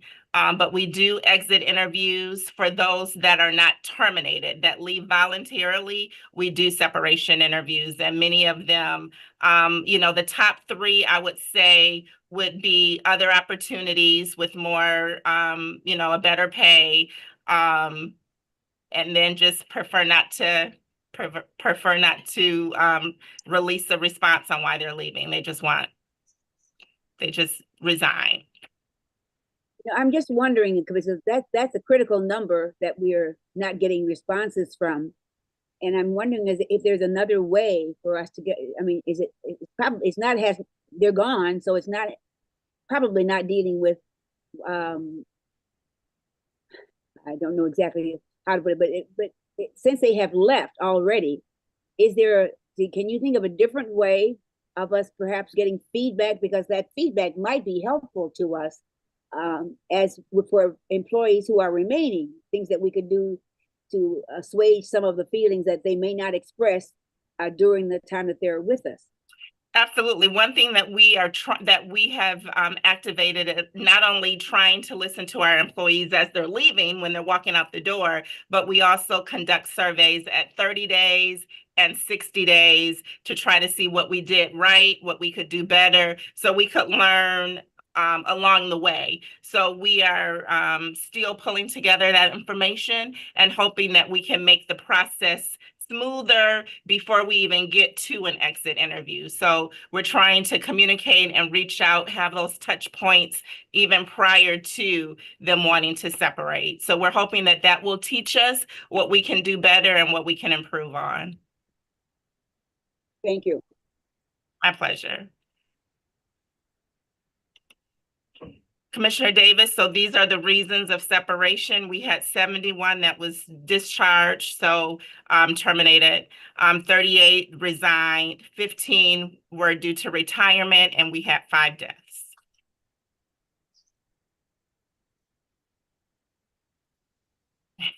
I believe Commissioner Garcia is trying to ask a question.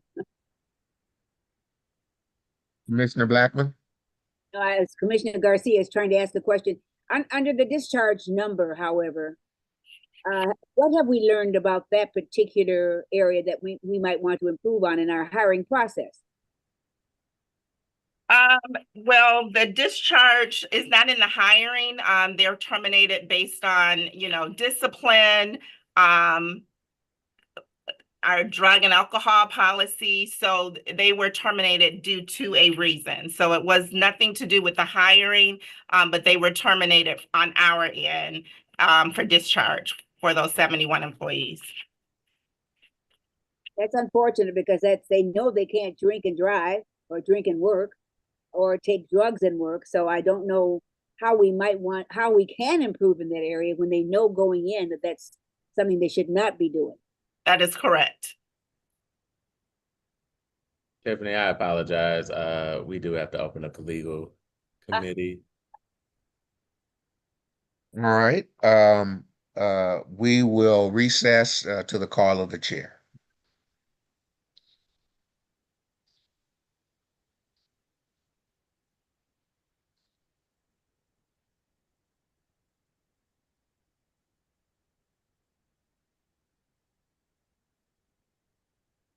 Commissioner Einhauser, can you act as chair as Commissioner Certainly. Whitlock is absent today?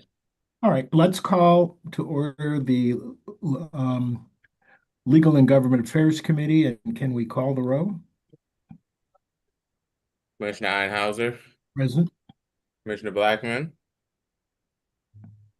I saw her lips move. She said present. Yes, and Commissioner Kenlock, as mentioned, is absent today, but we do have a quorum. All right, then we will recess this meeting until the call of the chair.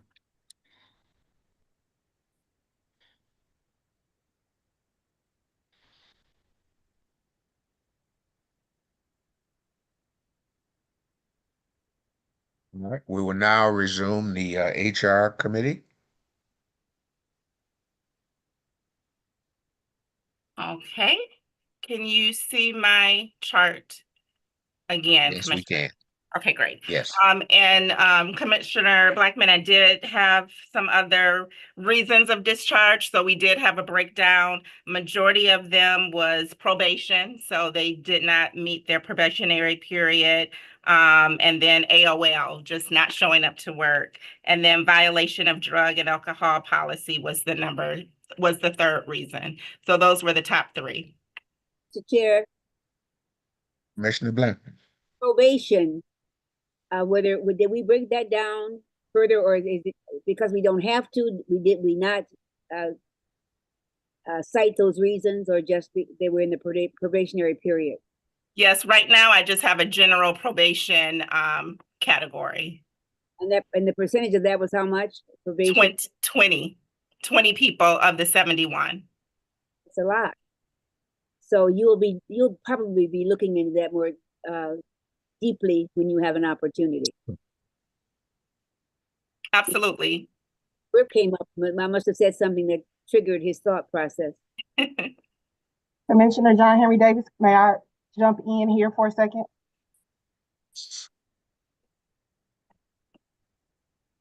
Commissioner Davis, did you? Yes. Yes, sorry. Erica Mia, Chief Yes. Operating Officer.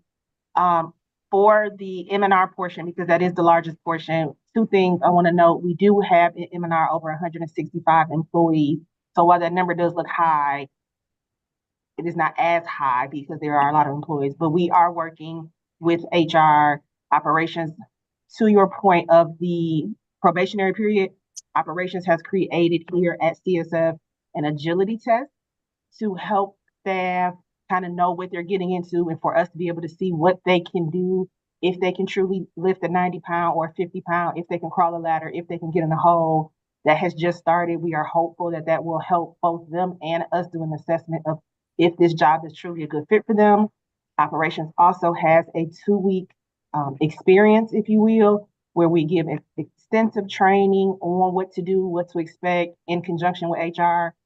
Safety driving. So we are trying to work with HR to create a well-balanced probationary period to help them along so that the job is not as jarring as, because you apply and you think I'm going to come work at water and it's going to be easy. And then you're outside in a hole and it's negative 20 degrees. And so we are trying to help them understand that and give them an agility test so that it's not as shocking when they actually go out in the field. Thank you. That's very helpful to know. Thank you, Mr. Chair. Thank you, Ms. Mia. And thank you, Madam Commissioner Blackman. COO. That test has been great, and it was great to work with your team to develop that. So thank you for that commentary, Madam COO. And the last slide is the planning calendar, which is up to date, and that concludes my report. Before I do, and I do want to mention that this week is Public Service Recognition Week. So we just talked about the hard workers that are on the field and doing the work each and every day. So this week is dedicated to show appreciation to them. So we, as a department, took coffee and donuts to CSF, the facility which houses most of our field service technicians, and we showed our appreciation Tuesday morning. And then we will be here at the main office tomorrow for the employees here. So if you do see a public service worker, just acknowledge them and recognize them for all the hard work that they do. Our executive staff put together a video with the help of public affairs that we shared online and through our website, our email. So each of them got special appreciation from our executive staff. So that concludes my report if there are no other questions. That's great to hear. Thank you. Yes, thank you, Director Jones, for a excellent report.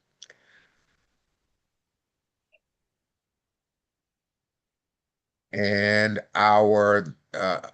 there are no other matters, commissioners, unless you all have something. Well, sir, thank you. Hearing none, our next meeting is June 3rd. Malik, Chair will so GLWA will be there in person tomorrow. They said they just talked to Eric, what's Eric's last name? Fazzini? Sonali, you're unmuted. He is a city planner. IT, can you please Okay, mute under Sonali Patel, please? Whitaker. So, yeah, and so he said they talked to him, and he said, you know, as long as they have the presentation tomorrow, Amar, they'll can you be all please mute right. that panelist, please? Thank you. Right. Our next meeting is June 3rd, 2026. Chair will entertain a motion to adjourn. Adjournment, Mr. Chair. All right. If there are no objections, we are adjourned. Thank you all. Sir.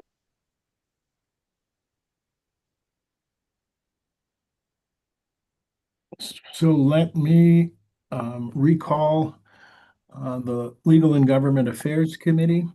We had a roll call. There is a quorum present. Next would be the approval of the agenda. Move approval, Mr. Chair. It's been moved, and there's their support. I will support it. Any corrections or additions to the agenda? Hearing none, all those in favor, please say aye. Aye. And those opposed, and that's adopted. The approval of the minutes of April the 1st, 2026. I will move the adoption of the minutes as presented. Is there support? Support. It's been moved and seconded. Any corrections, changes, or updates to the minutes as presented? Hearing none, those in favor, please say aye. Aye. And that's adopted. Public participation. Is there anyone who wishes to speak before the committee this afternoon? Mr. Chair, we do have one hand that's raised at this time, Mr. Miko A. Williams. Mr. Williams, you don't need us to read the instructions, I know, so you have the floor.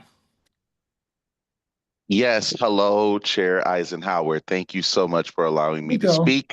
Miko. Can you hear me? Yeah, I can, but you keep calling me the president. It's Well, Einhauser. you are the chair of the meeting, right? Well, I'm not the president of the United States. Okay. Okay. Well, greetings to the body of this committee. Uh, the president, I am so disappointed in him. Just a terrible, terrible man that has no compassion for or empathy. Um, and very much a violator of the cloth. You know, he's not saved, he's not human, but I don't want to speak about him because I did mention to this body and to this board that the president made a remark saying that he likes long, lustrous showers. He likes to bathe in the shower water for more than 10 minutes.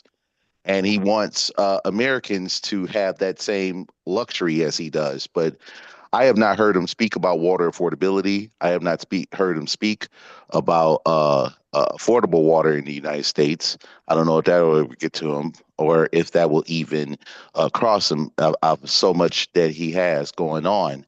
I am not joking when I suggested that our director should make the trip since he goes out of town, put on his best golf outfit and go on Mar-a-Lago and golf with the president and get us some money so that we can help people here in the city of Detroit and we can balance our budget for our capital improvement programs and developments that we have.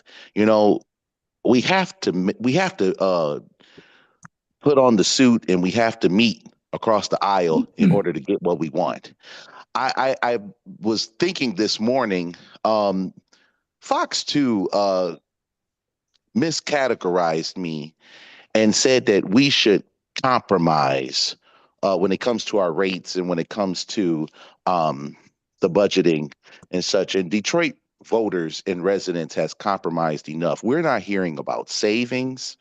We're not hearing about how to reduce some of the how to reduce our spending in order to save money so that we don't end up in budgets where we have to fight and they turn into very ugly demonstrations between our labor unions and our city, because we need the services. But also, when you have an affordability problem, that can complicate matters. And, I'm just going to say it like this. I am against data centers. I understand they could be money making potential. I understand they could bring revenue. I understand that some AI data center lobbyists might be approaching Mr. Brown to have their data centers in the city of Detroit, along aided with Scott Benson, council member, and Pro Tem Coleman Young.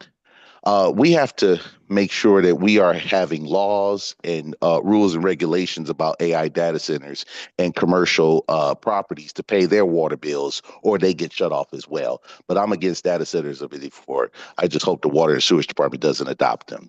Thank you for taking my comment. All right, thank you very much. Is there anyone else that would like to address the board? Mr. Chair, at this time, there are no other hands raised. All right, then we'll close public participation. And excuse me. Next is communications, and we have a litigation report. Mr. McGriff, is there any highlights from the litigation report you'd like to present to us? No, Mr. Chair, I have nothing to add to the litigation report. However, I will say that, as in past years, once we get to the end of the fiscal year, we will present a comprehensive report on our litigation efforts. Okay, thank you very much. Then item B, is there a motion to receive and file? I would make that motion. You evidently can't hear me. Support. It's been moved and supported. Discussion. All in favor of receiving and filing, please say aye. Aye. Okay. And next, we have a report on freedom of information actions. Again, Mr. McGriff, anything to add or highlight? Nothing to add at this time, Mr. Chairman. Then I will move that we receive and file the FOIA report. Is there support? Support. Commissioner Blackman, discussion, comments? All in favor, please say aye. Aye. And that is adopted. We have no unfinished business, so let's move on to new business. And the first item, item A, 2026-112. I recognize Commissioner Blackman. I can't read it. It's too small. No, I'll read it. Okay, that's better. Okay, go right ahead, Commissioner. The Board of Water Commissioners for the City of Detroit Water and Sewage Department authorizes the director to accept the offer of settlement, or recommends to the full board to authorize the director of settlement in Derek Seegers versus City of Detroit et al., Third Circuit of Michigan, case number 24-0892-CD and 2. -D and 2. I'm sorry. Also authorizes the director to take such other actions that may be necessary to accomplish the intent of this vote. All right. Any discussion, Mr. McGriff? Mr. Chairman, this is related to the matter that was discussed in closed session during the board meeting, and I have with me Deputy General Counsel Ms. Branch Penson to follow up with respect to the presentation of this item. Good afternoon, Commissioners. Yes, this item was previously sent in a memo, a confidential memo to the board, and it was the subject of a closed session. And so now we're asking for approval of the settlement. Suffice it to say, we're glad that this brings this matter to conclusion. More than that, we will not say. Thank you, Mr. Chairman. All right. Next item B, 20226. Mr. Chairman, we need a vote on the. Oh, I apologize. Sorry. We have a motion and a second. All those in favor, please say aye. Aye. Aye. And that's unanimously adopted. Next, I would move that we authorize the director to accept the offer of settlement in Domini Abner versus the City of Detroit in the Third Circuit of Michigan, case number 2400825999NI, and authorize the director to take other appropriate action. Is there support? That we forward this to the full board for that adoption, and I support. Yes. Mr. McGriff? Mr. Commissioner, this was the subject of a confidential attorney-client privilege memo that was circulated to the committee and the board. Again, I have Deputy General Counsel Ms. Branch Penson to speak on this particular item. Ms. Branch Penson. Good afternoon again, Commissioners. Yes, as Mr. McGriff stated, this was circulated via confidential memo. This relates to a lawsuit involving an auto accident, and we are asking for you to approve the settlement. Okay. You had also asked, Mr. Chair, yes, not we wanted to have this referred for a closed session or at least for an offline session. I asked for that, but under the circumstances, I will withdraw that request. All right, thank you. Questions or comments? This has been moved, hasn't it? Yes, it's been moved. We need a vote. All right, all those in favor, please say aye. Aye. Aye. That's unanimously adopted. Mr. Chair. Commissioner Blackman. My comment is that I normally would want to have a closed session for anything that's been referred to court for settlement. That was my reason for saying that I would like to have a closed session, but I will delay that on this case and ask that in the future that anytime we have a settlement that we have a closed session to discuss it. Okay. Will do. Thank you, Commissioner. Welcome. All right, next is item C, 2026-118. Is there a motion? Mr. Chair, I would move that the Legal and Government Affairs Committee of the Board of Water Commissioners of the City of Detroit and Water and Sewage Department hereby recommends that the Board of Water Commissioners approve the proposed amendments to the procurement of goods and services policy with the expectation that this item will be placed on the board's consent agenda consistent with Article 8, Section 12 of the board's bylaws. And I will support that. Any discussion, Mr. McGriff? Yes, Commissioner, thank you. As promised, could you bring up the presentation, please, Don? As promised at the last board meeting, we've undertaken a review of several significant items when it comes to our procurement policy. And those are contained within the red line document that is attached to your board committee materials. But I prepared a brief slide deck to cover some of the highlights, and we're also prepared to answer questions. The next slide, please. There are four main areas that we're highlighting. The bid protest process, the equalization credits, joint ventures, and non-public procurement information. And those are the sections that are referred to. We'll go through each of these individually, and I'll talk about the highlights here as well. Next slide, please. The first highlight that I want to call out is in section 7.10. It's the bid protest process. And essentially what we've done here is we have defined interested party and defined interested party as somebody that has a substantial chance of change in procurement outcome. And what that means is that anybody can file a bid protest. And what happens when a bid protest is filed internally here is our entire procurement process shuts down with respect to a particular contract that's being protested. Whether that protest has merit or not, we shut down the process because we have to in order to address the procurement process. What this change does is says that, for example, if you file a protest, if you're successful, you have to have been put in a position to actually win the contract. And so you can't protest a contract where even if you're successful, you still wouldn't win the contract, right? So it requires somebody to demonstrate that if my protest is granted, then I have a substantial chance of winning the contract and moving forward. And that way it preserves our resources, it reduces the delay, and it focuses on the substantial process.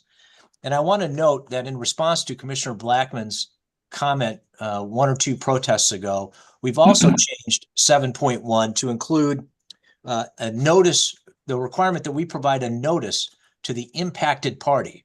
So if contractor A protests the procurement and contractor B is the one that won it, we have to provide a copy of that protest to contractor B, give them an opportunity to respond if they feel like they need to respond, and take that into consideration as we consider the protest. So it gives both parties, both the protesting party and the party that won or maybe the subject of the protest, a chance to present to DWSD and the board, because we've also included in here the fact that either party can come before the board and present their case should we move forward with that protest, should there be an interested party. Okay. That's the big change with respect to bid protest. All the details, of course, are in the red line that's attached. All right, let's go to the next slide, please. This slide is going to address equalization credits. And what we've done here. Can you make this larger? I'm sorry? Can you make this larger? Yes. The Don, could you increase that and then put the, yeah. Thank you. Slide it over. Here we go. Much better. Thank you. All right. And let me give you a little bit of background here. We have a series of protests. Don, can you scroll down a little bit so we can see the percentages? Thank you. So we have a series of incentives or credits that are given if you meet certain targeted criteria. And they're listed here along with the bid proposal credits that you're given. Your equalization credits are given. And this mirrors, the categories mirror somewhat what the city does with respect to their equalization credit process. We originally, well, we modified this a number of years ago to increase the percentages that joint ventures and mentor ventures received. They were at 9%. And what that did was incentivize joint ventures. And our purpose behind that was to promote the social economic policy of encouraging Detroit-based businesses, small businesses, and micro businesses with partnering with some of our larger vendors in an effort to try to get those small and micro businesses up and running and be and be put in a position where they might be able to compete on a go-forward basis for some of the contracts. And so to provide this joint partnership. Unfortunately, those policies were not successful. And we did not see, while we saw a number of joint ventures come through, we didn't see the corresponding benefit to the Detroit-based small businesses or the micro businesses. And so what we're doing is we're changing the credit percentages to actually put the large weight of the credits with those small businesses and micro businesses to provide them the incentive to bid on our contracts and to give them the incentive to try to bid and win the contracts, as opposed to the joint venture and mentor ventures that just were not achieving the socioeconomic benefit that we were hoping and that they were put in place to achieve. We're still giving credits. We're just not giving as much of the credits. We're trying to focus it where we want to grow those Detroit-based micro businesses and Detroit-based small businesses. In addition, you'll see on the next slide, we're not there yet. We're not going to switch yet, but you see on the next slide, we're changing our joint venture definitions and how we're handling joint ventures. In this section, we are also including an anti-circumvention policy, which means that if you try to manipulate the process of our credits, of giving our credits by looking for loopholes and doing something that is perhaps circumventing the intent of what we're trying to do with these credits, there's a penalty attached to that for doing something improper. And so that is being added into the policy as well. All right. The next slide, please. Mr. Griff, Yes, yes, ma'am. when will the bidder be apprised of these changes that we're making? Once we've approved it, the process, how will they be apprised, and will it be a meeting or just providing with a document? Yes, that's a very good question. We are going to be having outreach, and our procurement manager, Ms. Marquesha Welch, will be conducting outreach to our vendors with respect to our new policies and our new credits. This will go into effect as soon as the board passes it at the regular board meeting, as it, assuming that it gets passed through. It will be published, and then there will be some vendor meetings. Marquesha, do you want to say anything else with respect to that? Yes, I just was going to add that I am working currently with our new business opportunity manager, Melinda Westbrook, and we are finalizing some dates where we're going to roll out a virtual session to kind of go over the policy changes, just as we did in the past when we had the major upgrades for the 2023 revisions to the procurement policy. And so we will have one virtual session to kind of kick it off, but we also are jointly planning a formal in-person session in October of this year. Can I jump in, Madam Chair? Scott, I just want to be clear. This is not going to be retroactive to any contracts in the past or contracts that are live right now. This is going forward after the training. Yeah, so the board will approve it. If they approve these changes, there'll be a series of training and outreach, and then going forward, the contracts going forward, this will take effect. Am I correct? Yes, Director Brown, that's exactly correct. It's going to be a go forward, not retroactive set of policies. Okay, thanks. Yep. Next slide, Don, please. All right. I said that we were changing joint venture policies, and we are. We're changing the required disclosure of the structure, control, and work share. We're making the joint venture terms a material requirement of the contract, and we're trying to close prior structural loopholes in how some of our vendors use joint ventures. And in particular, I want to highlight two separate things. The first one is contained within the first paragraph. And basically what it does is says that the joint ventures and the venture ventures have to be certified by CREO at the time they submit their bids. Currently, what's happening is we'll get documentation or representations when vendors send through their bids, and they'll say, oh, I'm a joint venture, I just don't have my certification yet.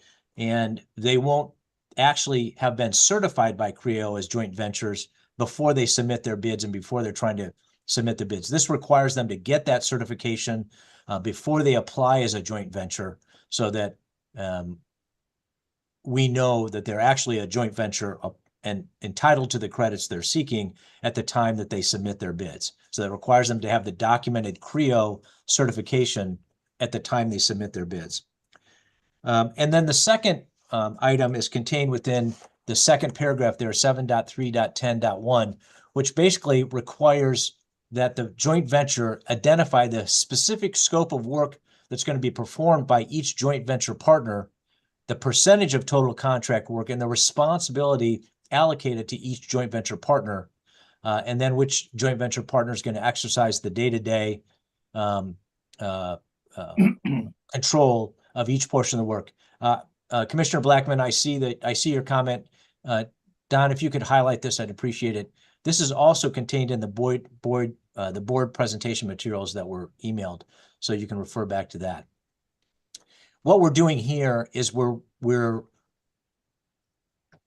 alleviating the loophole that allowed a contractor to submit a bid as a joint venture where their joint venture and thus receive those all-important credits, equalization credits that allowed them to win the contract, where their joint venture partner really doesn't do any work and it's just a pass-through. This requires the joint ventures to set out at the time they submit their bid who's doing what work, who's responsible for what work, and who's getting paid for what work. And then we're going to send inspectors out to check in the field to make sure that they are doing what they said they were going to do. That way we ensure that some of the policies that permit joint ventures are actually allowing these smaller vendors to grow, and it's just not a pass-through in order to win the bid. That's a very important policy here.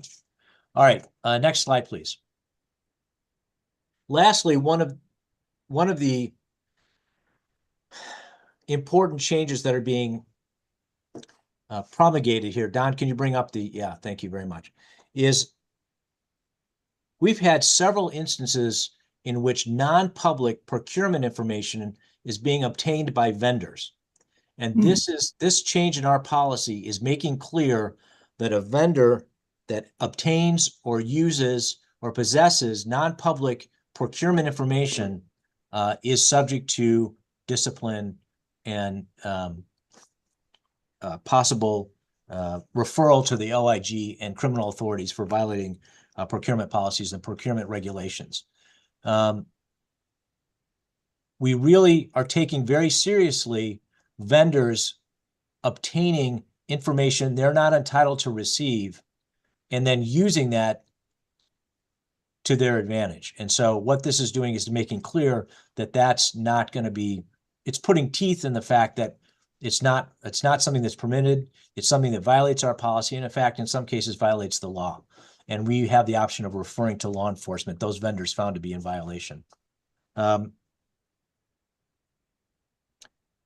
And it makes clear to employees that might be participating in that as well, that there are serious consequences that are associated with releasing non-public procurement information. All right, those are the big major changes that we're setting forward in this procurement policy. Let me ask Procurement Director of Procurement, Marquesha Wells. Marquesha, do you have something else you'd like to add to what we're talking about right now? I don't have any additional comments. I think you covered a lot of the changes. I also just will note some things that will be in your package are the definitions for some terms that were newly added that weren't in the previous policy as well, which kind of goes in and defines some of the new processes that have been that will be put in place once this is approved. So other than the highlights that you've made for the procurement policy, I have no additional comments. Okay. As I said before, there is a redlined version of the policy in your packet. There's a copy of this slide deck in your packet, so you can refer to later. And we ask this committee to pass along to the board for approval the changes to our procurement policy. Madam Chair, can I just add a comment? Of course. Yeah, so if the way we have been operating in the past was working, and the metric that I'm looking at is, are we building contractor capacity? Because when we have contractor capacity and a lot of contractors bidding on contracts, we get the best price. And the proof is kind of in the pudding. We were getting prices for lead service line at $13,000 a line. And now we're getting that down to just under $8,000 a line because the contractor capacity to bid on these contractors are there. What we had hoped is that some of these smaller Detroit-based, a lot of times minority contractors would become prime. And that just has not happened under the way we've been operating. And so we want to make these minor changes to the process in hopes of doing something that will give the smaller Detroit-based contractor community a better shot at winning contracts so that they can build contractor capacity. That's the overall goal here. And certainly our larger contractors, I think it's safe to say that most of them have more than $100 million in contracts with DWSD and $100 million in contracts with the Great Lakes Water Authority, some of our larger contractors. So this isn't going to, hurt them at all. But at the same time, I have not seen very many smaller contractors being mentored that go on to become prime. And so that's our goal here. How do we build capacity? How do we give them an opportunity to, become prime? And that will benefit everybody. So that's our overall goal. Let's not just keep going down this road that we've been going down for a lot of years now and not getting the results that we had hoped for. Let's make some changes and see if we can grow the contracted community in the city of Detroit, and so that we get the best price, for our residents. So I just wanted to just give you an overall picture of what we're trying to accomplish, why we're doing this. We're not making changes just to be making changes. We're trying to build contractor capacity in the city of Detroit. I'll leave it there. Thank you. Commissioner Blackman. Commend the department for doing this, because one of the goals for the board for a very, very long time was to try to build capacity with other smaller businesses so that they could become prime. How well is this going to be communicated to the broader contracting community so that they will know when and these opportunities are going to be made available to them? As Ms. Welch said, we're going to be conducting, we're going to have this rollout occur with the contracting community through conversations that she'll be having and her office will be having with the contractors. Smaller contractors, let's just say one meeting won't do it. So you're going to look at. So we do, if you don't mind, I'll jump in, Commissioner Blackman. We have quarterly newsletters that go out. And so we're working on sending out a newsletter as well, not just during the quarterly time, but after the implementation of this new policy that will give updates of those highlights. And again, we are going to do a virtual workshop. We will also introduce the changes in the policy when we host our pre-bid meetings, which we do with our bids that we solicit. So when we advertise, we usually have a pre-bid meeting that's scheduled 7 days after our bids hit the street, which we open it up for Q&A forum. And we have a DWSD panel of the procurement, department that's going to be managing that contract. And then the contractors are there as well. In addition to our outreaches that we attend on a regular basis. So just FYI, procurement and our business opportunity division, we attend anywhere between 6 to 12 outreaches throughout the year. So we're on the city side doing outreach events. We combine with Great Lakes doing outreach events. And we're also currently working on an upcoming one with Wayne County. So between those, 10 to 12 outreach events that we do throughout the year, in addition to the very intentional and focused for DWSD customers, we should touch the vendor community overwhelmingly so that everybody is aware of these changes. Yeah, let me just add one more thing. The larger contractors that do business with us, we talk to them on a weekly basis. And so they have lawyers and staff, they have former DWSD employees that they've hired. They won't have any problem with grasping these changes. They'll get it. But Melinda Westbrook, her sole job is to get with the smaller Detroit-based companies and teach them, help them with the bid process and the back of the house part of the operation on how to get invoices in and how to get paid. I mean, that's that back of the house part of the operation is where they struggle. And so we want to make sure that, and I'm not quite sure, one person, Melinda Westbrook, we had always intended to build that office out to be slightly larger than one person, 2 or 3. Because if we don't do that, if we don't give the support to the smaller contractors, they're very good at getting in a hole and fixing a water main. What they're not good is going home and dealing with DWSD's processes in order to get paid. They're not good at getting their bids in because we haven't often enough given them enough time. The big guys, they have the staff that they don't need a lot of time. They can get this done. So I just want to throw it out there that once again, it's the smaller Detroit-based contractors that we've got to give more support to in order for them to be successful. We can't just change this policy and expect that they'll be able to grasp it and benefit from it. So we know that we have a responsibility to educate them on all parts of the process.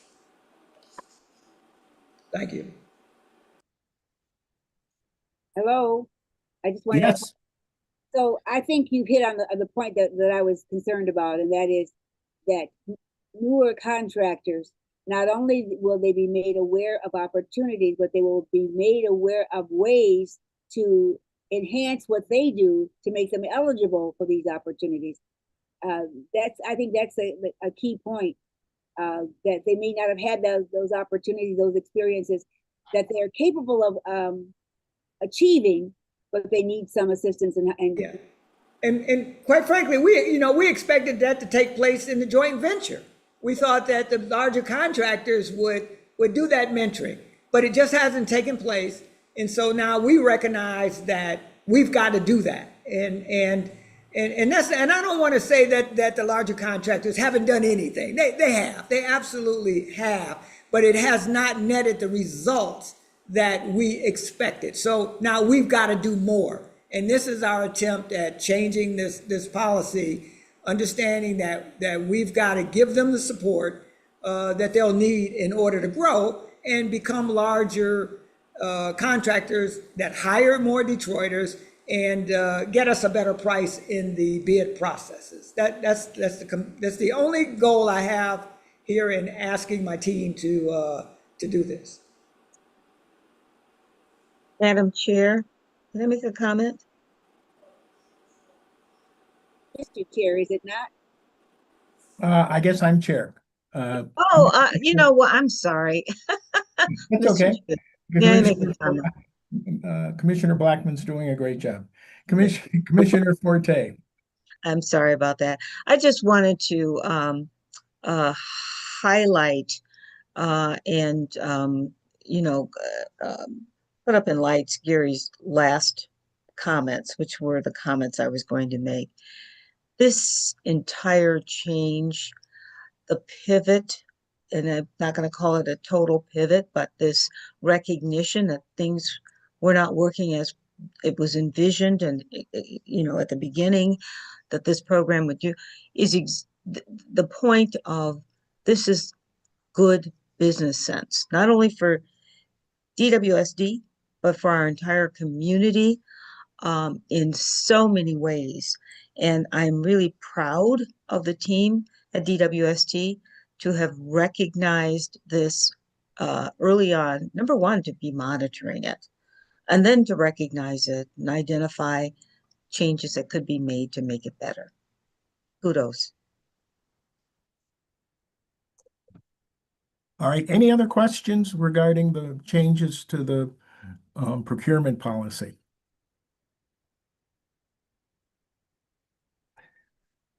Okay. Next would be, is there a motion there? Motion. Yes, you've moved it. It needs to be voted upon. Any other questions or comments? Hearing none, all those in favor, please say aye. Aye.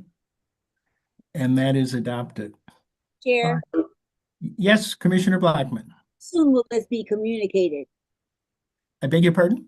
After the board approves it, how soon after that will this be communicated to all of our vendors who are part of this whole effort?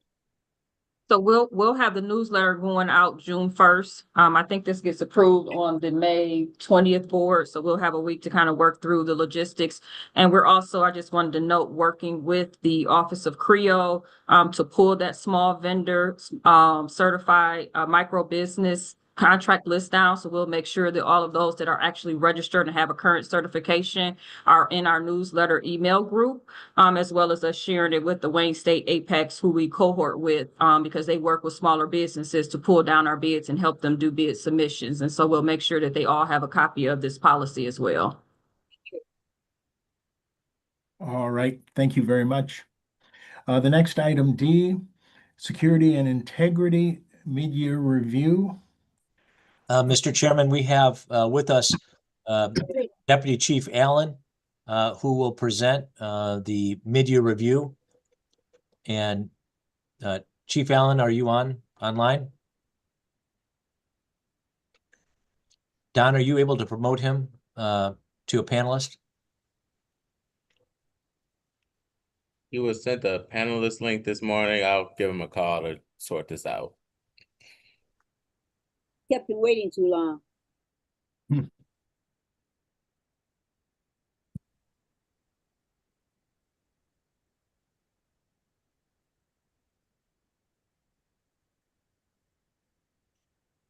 I believe this is the last thing on our agenda.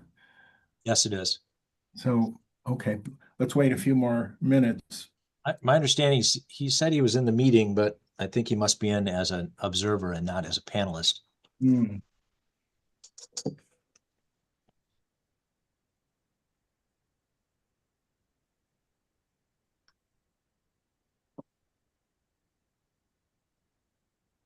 Scott, you're Yes. trying to get Donald Riggs as the panelist? No, Dan Allen. Oh, Dan Allen. All right. Give me a second.